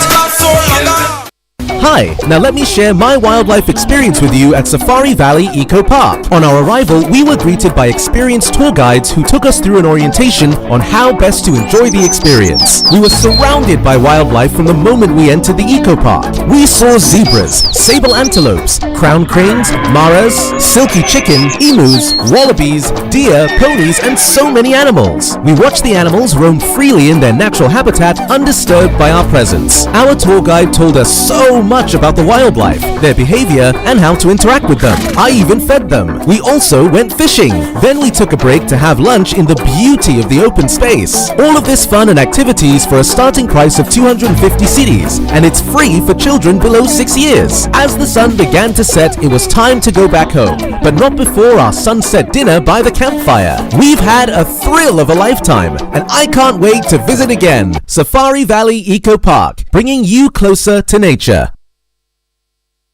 Coffee in your cup and joy on the set. The Super Morning Show is always the best bet on Joy 99.7 FM.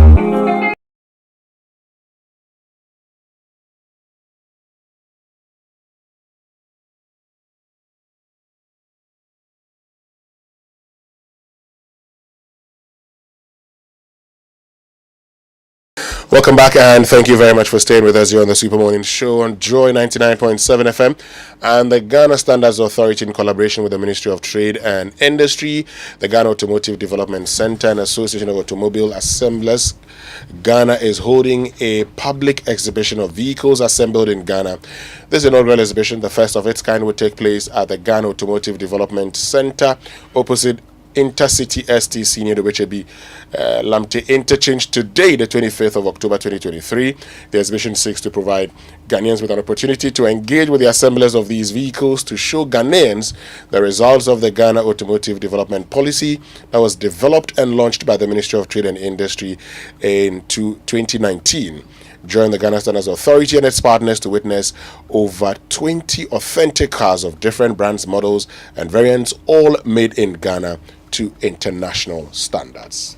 Now, are you worried about your parties, your weddings, outdoor funerals, hangouts, or what to drink or to enjoy during the celebration? Or you're worried about how to celebrate your friends and families during that special occasion? Well, with Bigo, no wahala for any occasion. Bigo drinks made it easy for everyone to enjoy and have the ideal celebration. It comes in different, distinct, and captivating flavors, each one specifically created to enrich every moment and bring vitality to your life. The flavors include cocktail, cola, apple, coconut, lemon, lemon lime, and orange. And it comes in 16 and 20 in a pack. A lot really to go around in various packs. It's refreshing and good quality. So infuse color into your life and get rejuvenated. Grab a bottle of your favorite flavor and treat yourself and loved ones to a memorable experience. Bigo Drinks, another quality product from Trillium Industries Limited. This advert is FDA approved.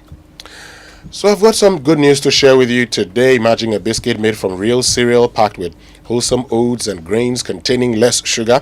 This biscuit is not only a treat for your taste buds, but also a nutritious option for all ages. I'm talking about the McBerry Breakfast Cereal. McBerry Breakfast Cereal Biscuit can be enjoyed at any time of the day, particularly at breakfast with any beverage of your choice. It's delicious, nutritious, and affordable. It's made with whole grain oats packed with fiber and real cereals with less sugar. Worry no more. With McBerry Breakfast Cereal, your kids have the perfect snack they can take to school. Beware of imitation. Remember to go for the original McBerry Breakfast Cereal Biscuit and start your day with a smile. McBerry Breakfast Cereal, goodness for your morning. And this is FDA approved. Now, Access Bank's Womenpreneur Pitch a Tent competition is back for season 5. So if you're a woman between the ages of 18 to 25 years, this one is for you. If you're a woman with a passion for agriculture, and if you own or know a woman who owns an agricultural business, then this is actually a competition for them. It's your opportunity to take your business to the next level. Be part of the 5th edition of the Access Bank Womenpreneur Pitch a Ton competition. You could win a share of 1 million Ghana cedis worth of prizes. The prizes include cash, business training, web design, publicity, and many more. Application has been extended to the 29th of October 2023. Visit the website ghana.accessbankplc.com to register now, and remember, terms and conditions apply. For more information, call the toll-free number 0800 004400 to speak to a dedicated relationship officer in the women banking team of Access Bank. Remember, Access Bank W, inspiring, connecting, empowering. Great. So we still have the government statistician, Professor Samuel Kobene here with us. We're having that conversation about data. Before we get into the Stats Bank, pitch-a-thon, you talked about there being more that you could have done. But of course, we know that a lot of institutions in this country are sometimes challenged. But what more, given the necessary or required support, can you do? Let's look at this from the utilization side rather than the production side. This is not to mean that we've put out all the data that is needed. As I said, we really need to get a sense of what has to be done. But in terms of what we have now, we really would want to invest in the area of data utilization. Hence, some of the earlier suggestions that I talked about in terms of profiling policy document, in terms of making the data very accessible in different forms to all kinds of people. But we really want a situation where it would be more legislated rather than just going through some bilateral engagement on how this has to be done. So specifically what I mean by that is we should have a sense of a reorientation based on data revolution. So we have put out a document there that there should be a conscious effort to revolutionize the data, that the way we work with data in the country. And this is something that cannot be initiated only by the Statistical Service or some ministries that have come together under the NSAC. So we want that leadership. If you go to other jurisdictions, the National Statistical Office has regular engagement with different higher levels of government officials.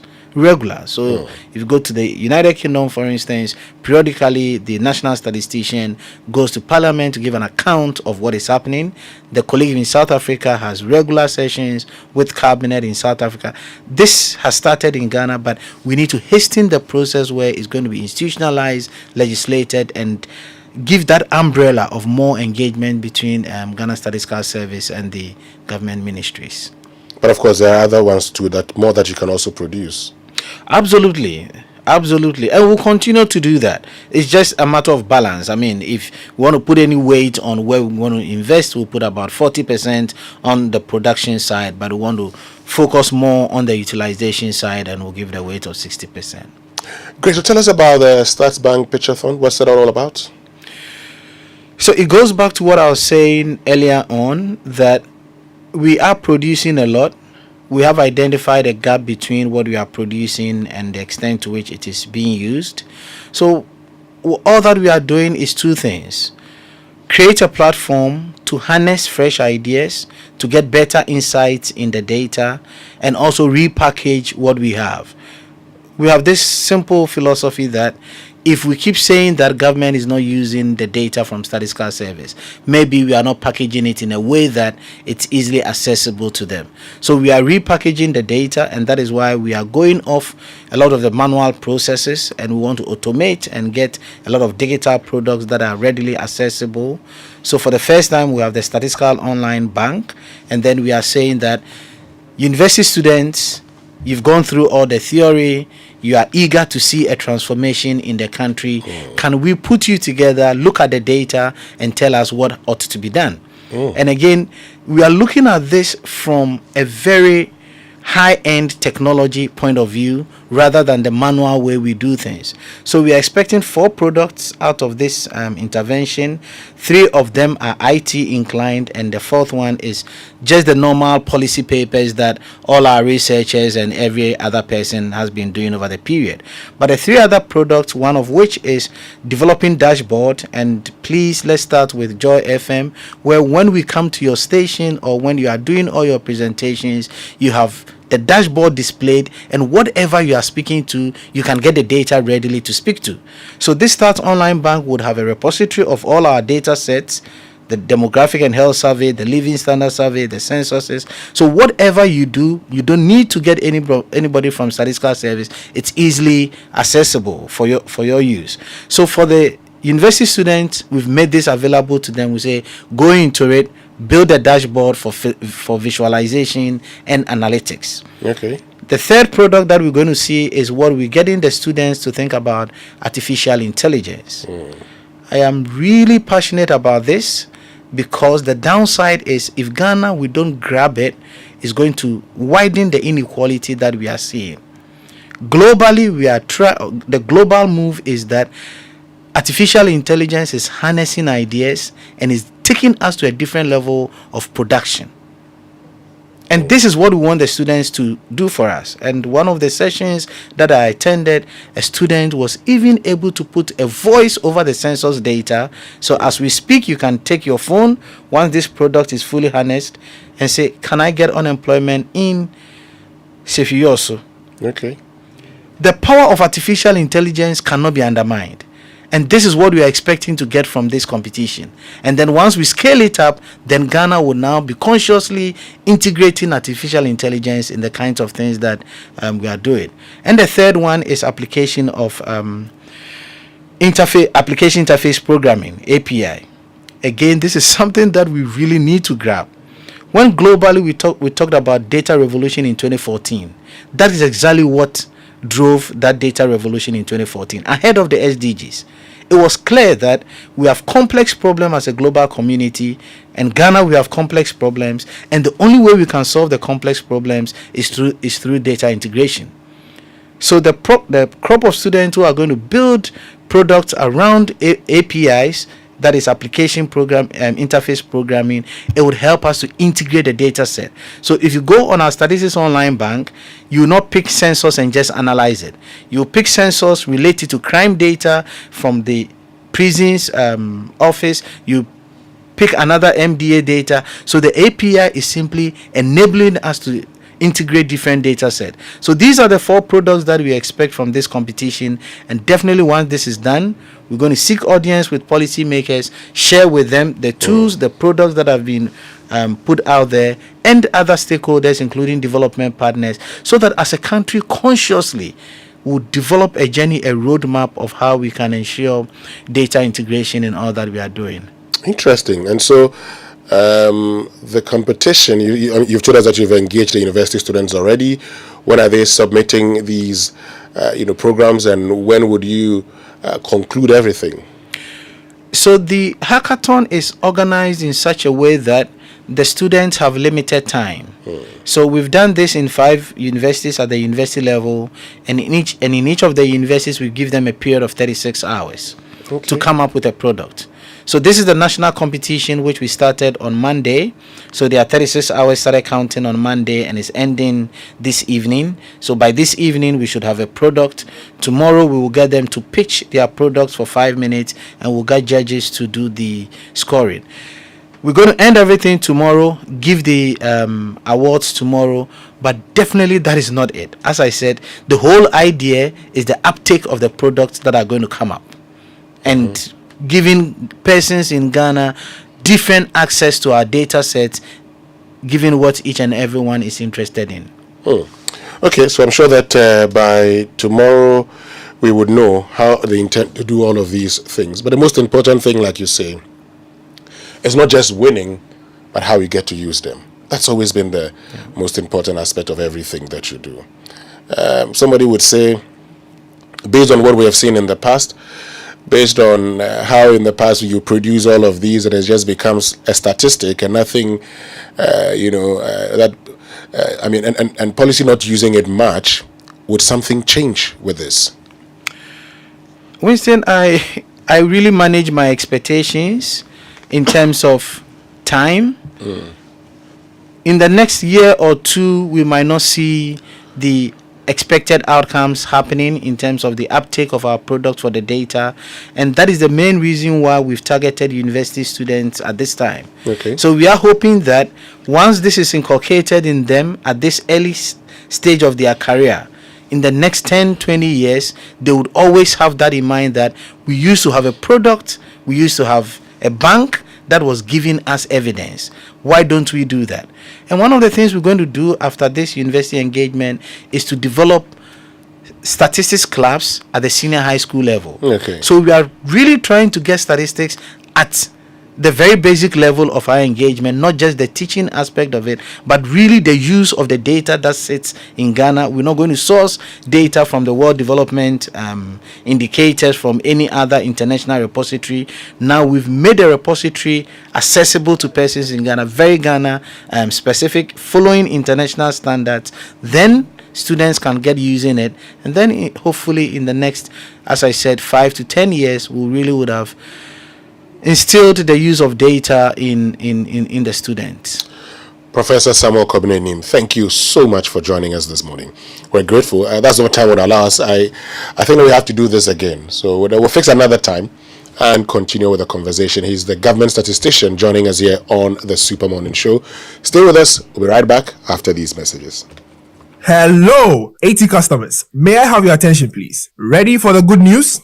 Yes, this is really exciting news from your favorite network, AT. AT is giving you, their cherished customer, a whopping 200% airtime bonus every time you buy airtime via credit transfer or AT Money. You can use this bonus to talk from Krenkren to Krankran for up to 72 hours. Do you also know the interesting fact? You can ask your agent to do direct data bundles such as Sikakoko, Big Time, and Fuse bundles for you. So, the next time you need to top up whether airtime or direct internet bundle, just find the nearest AT agent and request for credit transfer, or dial *110# to buy directly from your AT Money wallet. Don't miss your 200% bonus. Top up now. Spread the concern. AT. Life is simple. The Global Executive Committee of the Additional Old Boys Association respectively invites all Santa Clausians, ancient and modern, and friends of Additional College to the 8th Robert Thompson Ollins Poby Lectures. On the theme is Today's Education Relevant? A new look at Additional. Speaker, Honorable Kojo Yanka, Santa 64. Founder, African University College of Communications. Chairman, Professor Harold S. Amonu Kofi, Santa 64, Founding Dean, University of Cape Coast School of Medical Sciences. Date, Thursday 26th October 2023. Time 6 p.m. Accra Ring Church Auditorium, Ring Church, Accra. Who runs the city? It's back, it's bigger, it's better. The first National Bank Accra Marathon from Nugua to Dansoman. Get your running shoes ready and join the race of a lifetime. Saturday, 11 November 2023. Let's run the 42.2 kilometer full marathon or the 10 kilometer junior and corporate fun runs to determine who runs the city. It's the first National Bank Accra Marathon. Who will triumph? To register, dial *365*807# and follow the prompts, or call 0505-525-535. You can also visit accramarathon.com or any First National Bank branch to register. The First National Bank Accra Marathon is organized by Danceman Keep Fit Club and brought to you by First National Bank, supported by Belacqua, Yango, Pollard Insurance, Media Partners, Multimedia Group, and Graphic Communications Group.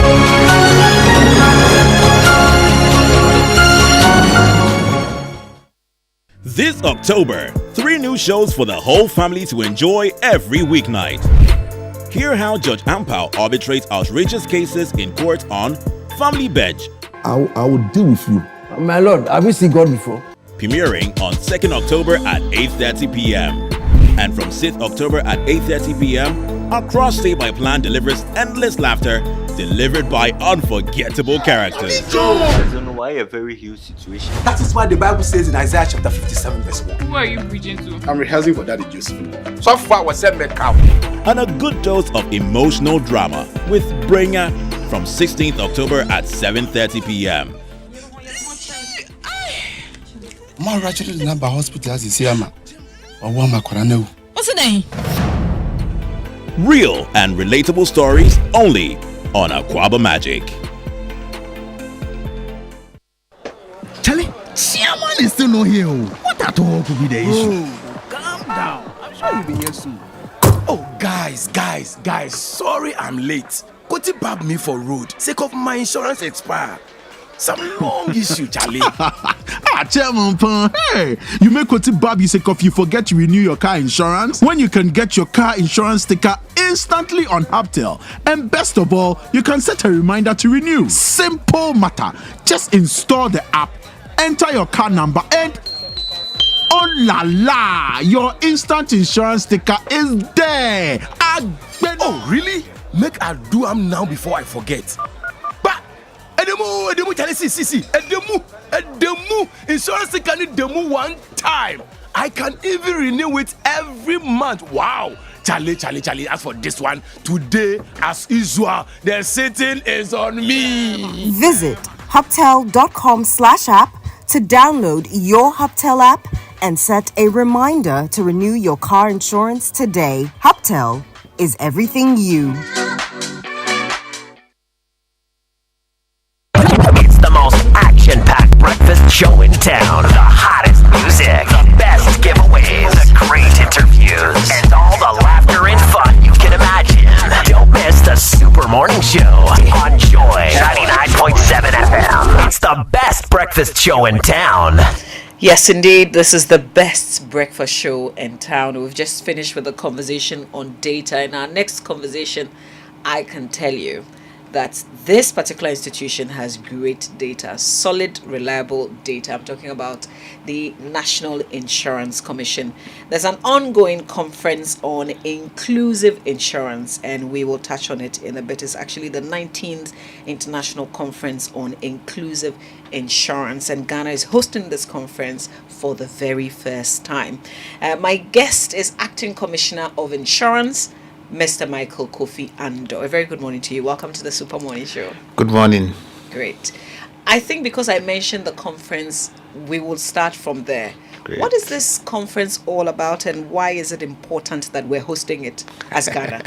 Great. So this is the International Conference on Inclusive Insurance. As the name suggests, it is a global conference. There are participants from all around the globe. There's a conference that alternates between Africa, Asia, and Latin America.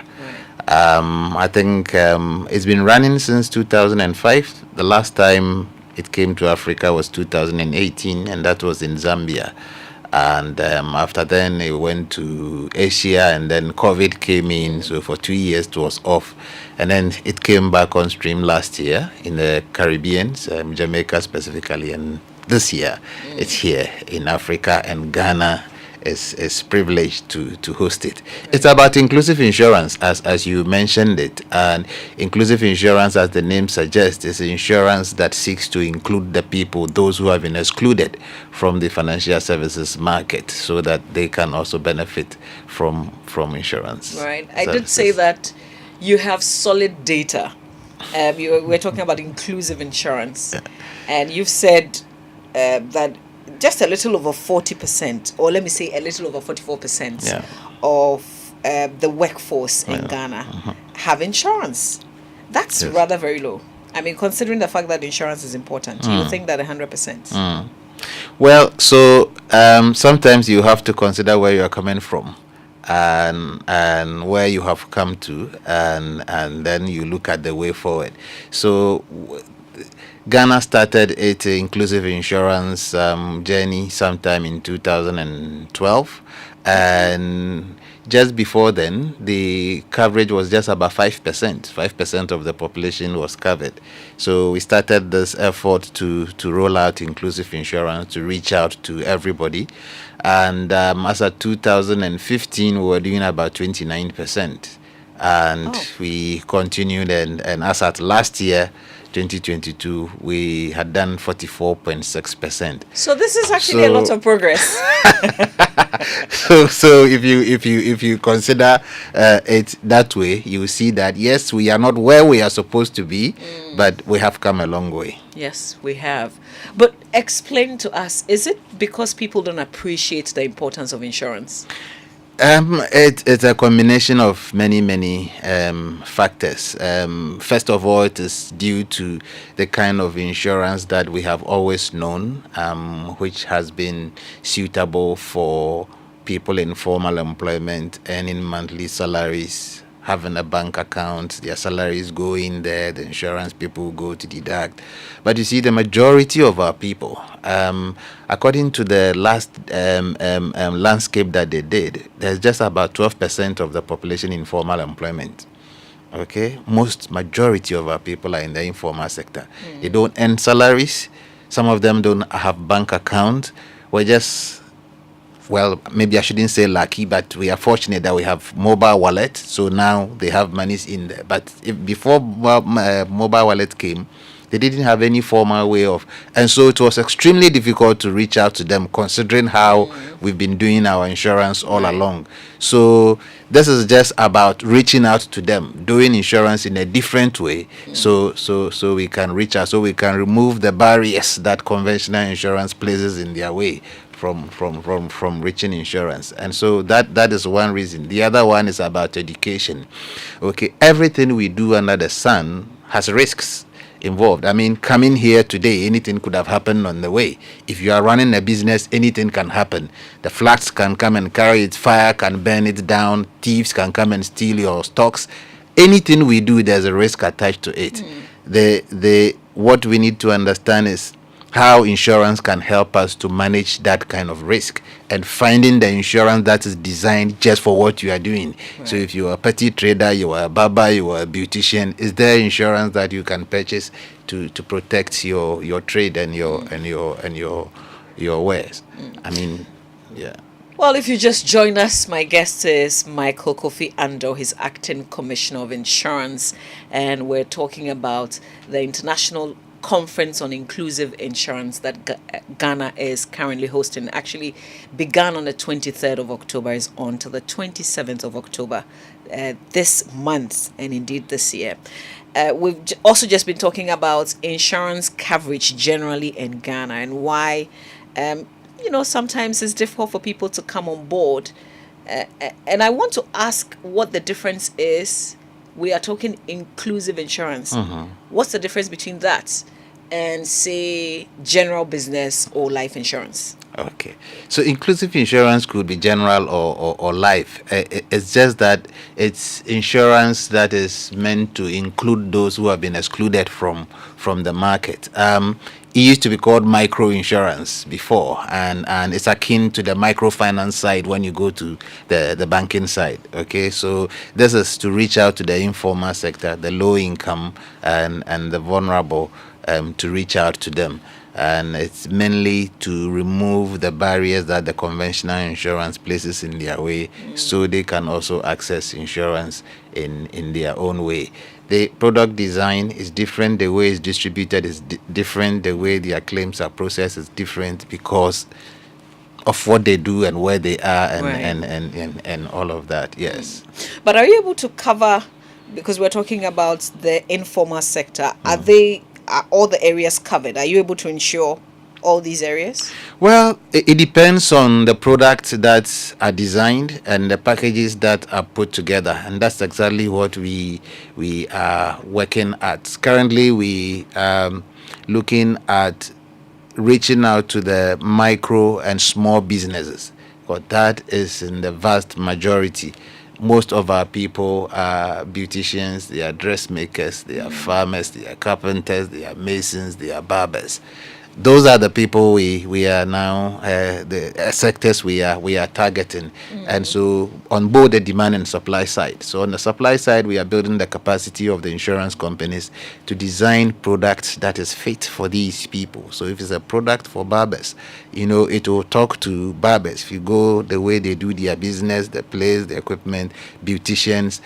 And then on the demand side, we are doing this education for these people and telling them that, look, you run a risk, and this is a way that you can help to protect yourself against these risks. And then we will connect them, and then mutually they will benefit from each other. Right.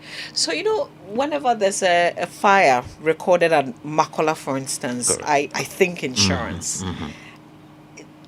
Do they understand? I mean, like, you wake up and your shop suddenly overnight, and you can't find anything in your shop any longer. I am praying and hoping that you would say that all of them have come on board. And so the market women and men at Makola, for instance, are all insured. Well, it's not easy. It's a struggle to get them insured. They have to be insured. You are right. We get to talk about insurance only after a disaster has happened. After that, nobody talks about insurance. It comes up only after the disaster has happened. And after the disaster has happened, it has happened. You can't have insurance after the event. Right. Okay?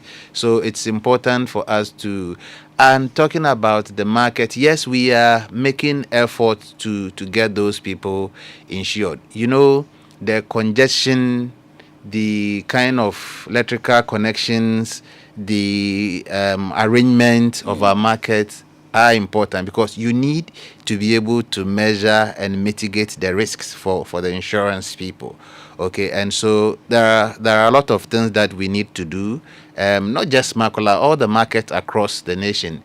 So we are talking to the Ministry of Local Government and Rural Development and the various MMDAs, and we want to work with them to ensure that we mitigate the risks and improve the congestion in our market, improve the connections, the electrical connections that we have, create access for the fire service if there's emergency. These are all important, and otherwise the premiums are going to be so high, because without them the risks are going to be high, and the higher your risk in insurance, the higher your premium. So that's a bit of work that we are doing, and hopefully we should get most of these markets. Right. I want to come to the conference and how we're doing, how well it's been attended. But just one last thing, and this would do with payment of claims. I want to believe that sometimes people would get on board because they've seen that a claim has gone rather smoothly. And if people don't have very good experiences, then they would not want to go back. How do you deal particularly with companies who tend to frustrate clients? Okay, so first of all, let me say that the claims payment culture of the industry has improved tremendously. The insurance companies pay out a lot of claims. The only thing is that, you see, when an accident happens, the insurance company will not be there. The insurance company will have to get certified documents that testify that indeed an accident happened here. This man was on board. He was hit in the leg, in the hand, and he was taken to this hospital. And based on those documents, the payout will be done. Maybe getting those documents take a bit of time and effort, but without those documents, it's going to be really difficult for the insurance company to pay out. So most of the time when we say that getting a claim is difficult, what we are really saying is that it is difficult to get a document that you need. But I am sure that once you have everything that you need to make a claim, the insurance company, legitimately, you're right. Thank you. The insurance company will pay your claims. And just in case they don't, make a complaint to us. Okay? You can just go to info@nicgh.org. This is an email. It's a complaint email address. info@nicgh.org. And just put in your complaint. We'll get in touch with you. You don't have to call. No. Okay. You just put in an email. and put in. Once you go there, you will see that the email has been formatted in such a way as to get the information we need: your phone number, your address, what your issue is, which company you are complaining against, and we'll get in touch with you and resolve it. So the companies are paying the claims. Yes, I mean, there may be challenges here and there, but generally they are paying the claims. Right. Okay, so I want us to end with the conference. How is it going? You started on the 23rd. What are you hoping that we can achieve as a country out of it? Great. The conference is going great. We started on Monday with the pre-conference workshops. Went well. Yesterday we had the opening ceremony. The Honorable Finance Minister came and opened the conference, and then it's been running this morning. It's on. Like I said, it's on inclusive insurance. You know, we've been doing inclusive insurance for some time, for us, especially in Ghana. So this is an opportunity to learn. There are experts, there are academicians, there are researchers, there are underwriters, and it is an opportunity to hear from the experts, hear what's happening in other markets, see where we are finding challenges and where others have fixed the challenges that we are fixed, so we can borrow from them, see where they are having problems, we can avoid them, see people, authorities you would have paid a lot of money to just to get access to them, free for you to ask questions and to interact with them. So it's mainly a learning platform and an interaction, and hopefully we are going to get ideas to improve our inclusive insurance market. Okay, so 9 a.m. to what time? It's 9 to 6. Okay, so it's on today at the Mervyn Hotel. Today at the Mervyn Pick, yes. Okay. It started at 9 a.m. this morning, so they are on. All right. Well, I'm hoping that we can have many conversations after this conference in terms of the outcome of it. Certainly. But thank you so much for your time. You're welcome. Mr. Ando, he's Acting Commissioner of Insurance, and we've been talking about their ongoing conference, plus other insurance conversations, I hope, on your hat. I hope that I've asked all your questions. Thank you, Mr. Ando. You're welcome. All the best with your congratulations for being called to the bar. Thank you. Great. Thank you. Stay with us here on the Super Morning Show. Ebrason, say ye ma yen lorry akwan so ho ban bo hia yen yie pa. Said ye be ya ahyenkafo a wo de ahyen tumirika hunu ne wone a sekane so kokokora no atwi afa so. Ne dodro na wo bu lorry akwan so mra so. Enkonkotwi mfa ya wofo ne ye mofra so. Enkopra won anam enkokum won. Na yen nyina atena nkomu a akwanhye bie ni ho. Webra a police for de we hinta hunani no ehwe bibia. Ye da traffic tech GH a ye fidie fofra etwa mfoni e free Ghana police edumaku no ho edi enamfoni afidie betwa so ebema police fo ehunu won ya wo bu lorry akwan so mra so ne wama won aso twin siketua ho tikete she lorry akwan so yi #PL enam Ghana police edumakuo ene National Road Safety Authority for nsa woso so ene e de sa de wo boy etudwa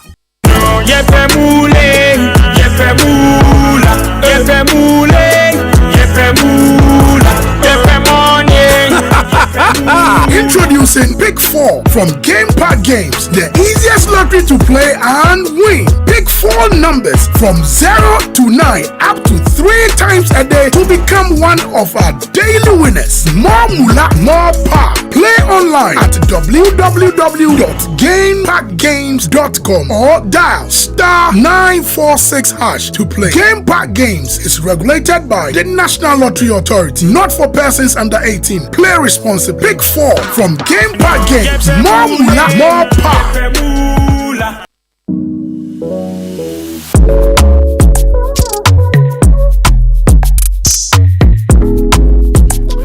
Right, so welcome back and thank you very much for staying with us here on the Super Morning Show on Joy 99.7 FM. The Ghana Standards Authority, in collaboration with the Ministry of Trade and Industry, the Ghana Automotive Development Center, and the Association of Automobile Assemblers Ghana, is holding a public exhibition of vehicles assembled right here in Ghana. And this inaugural exhibition, the first of its kind, takes place at the Ghana Automotive Development Center today, opposite Intercity STC near Obeche Bilam Interchange. The exhibition seeks to provide Ghanaians with an opportunity to engage the assemblers of vehicles and to show Ghanaians the results of the automotive development policy that was developed and launched by the Ministry of Trade and Industry in 2019. Join the Ghana Standards Authority and its partners to witness the over 20 very authentic cars of different brands, models, and variants made in Ghana to international standards. It's happening today. All right. The Global Executive Committee of the Adisadel Old Boys Association respectfully invites all Santa Clausians, ancient and modern, and friends of Adisadel College to the 8th Robert Thompson Ollins Poby Lectures. The theme is today's education relevant? A new look at Adisadel. Speaker is Kojoyanka Santa 64, founder, African University College of Communications. Chairman, Professor Harold S. Amono Kofi, Santa 64, founding Dean, University of Cape Coast School of Medical Sciences. And the date is tomorrow, Thursday, 26th of October at 6 p.m. at the Accra Rich Church Auditorium, Rich Church, Accra. So I'm sure by now you know of the Safari Valley Eco Park, which introduces the wildlife experience by creating an environment that fosters the harmonious cohabitation of forest, water, humans, and wildlife such as zebra, sable antelope, llama, wallaby, fallow deer, Patagonian mara, and many others, where everyone can come and experience these majestic creatures at a starting price of 250 Ghana cedis and free for children up to 6 years. It's only an hour's drive from Accra. Opens from 6 a.m. to 8 p.m. each day. Visit Safari Valley Eco Park with your friends and family today for the thrill of a lifetime. Call 0596 914394 or visit safarivalleyresort.com to check out Safari Valley.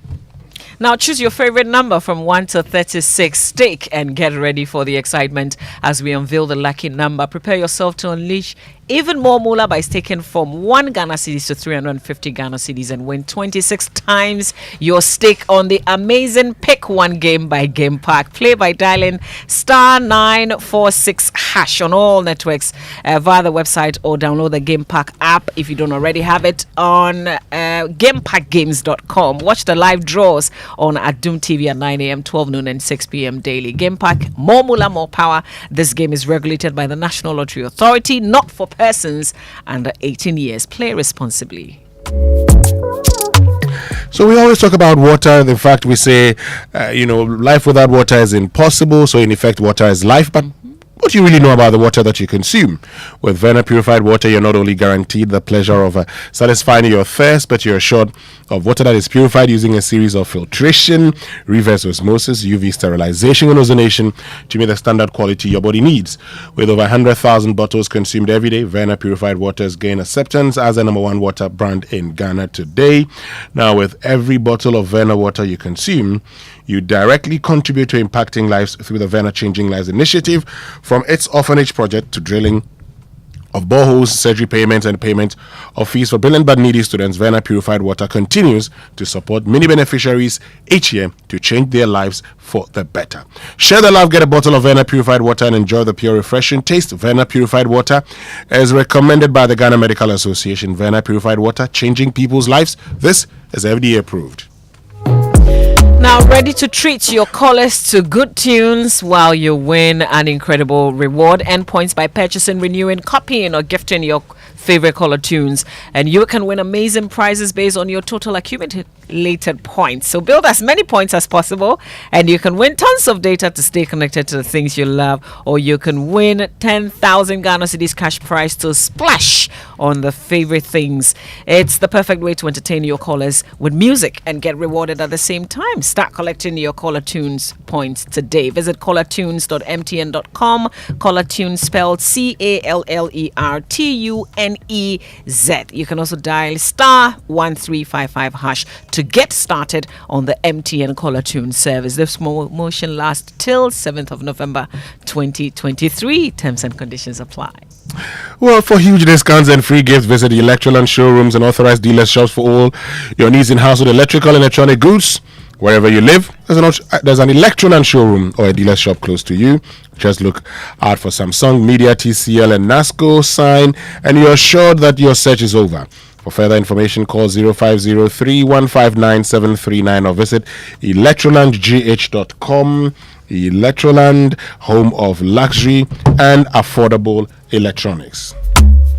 And Kingdom Books and Stationery Limited's back to school promotion is ongoing. It ends on the 31st of October. So please take advantage of it. They're giving 10 to 15% discount on all school items, textbooks, pens, pencils, erasers, exercise books, and much more. It's across all their branches here in Accra, in Tema, Kumasi, Takrady, Winneba, and Cape Coast. So please hurry while stock lasts. For more information, call Kingdom Books on 0302 764 101 or 0302 764 209. Send an email to info@kingdomgh.com.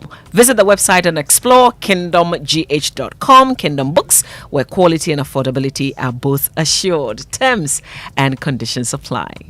And that'll be all from us this morning here on the Super Morning Show on Joy 99.7 FM. Thank you so much for joining us. On behalf of the team, my name is Winston. And I am Mama Vio Swabwaje. Have a lovely day.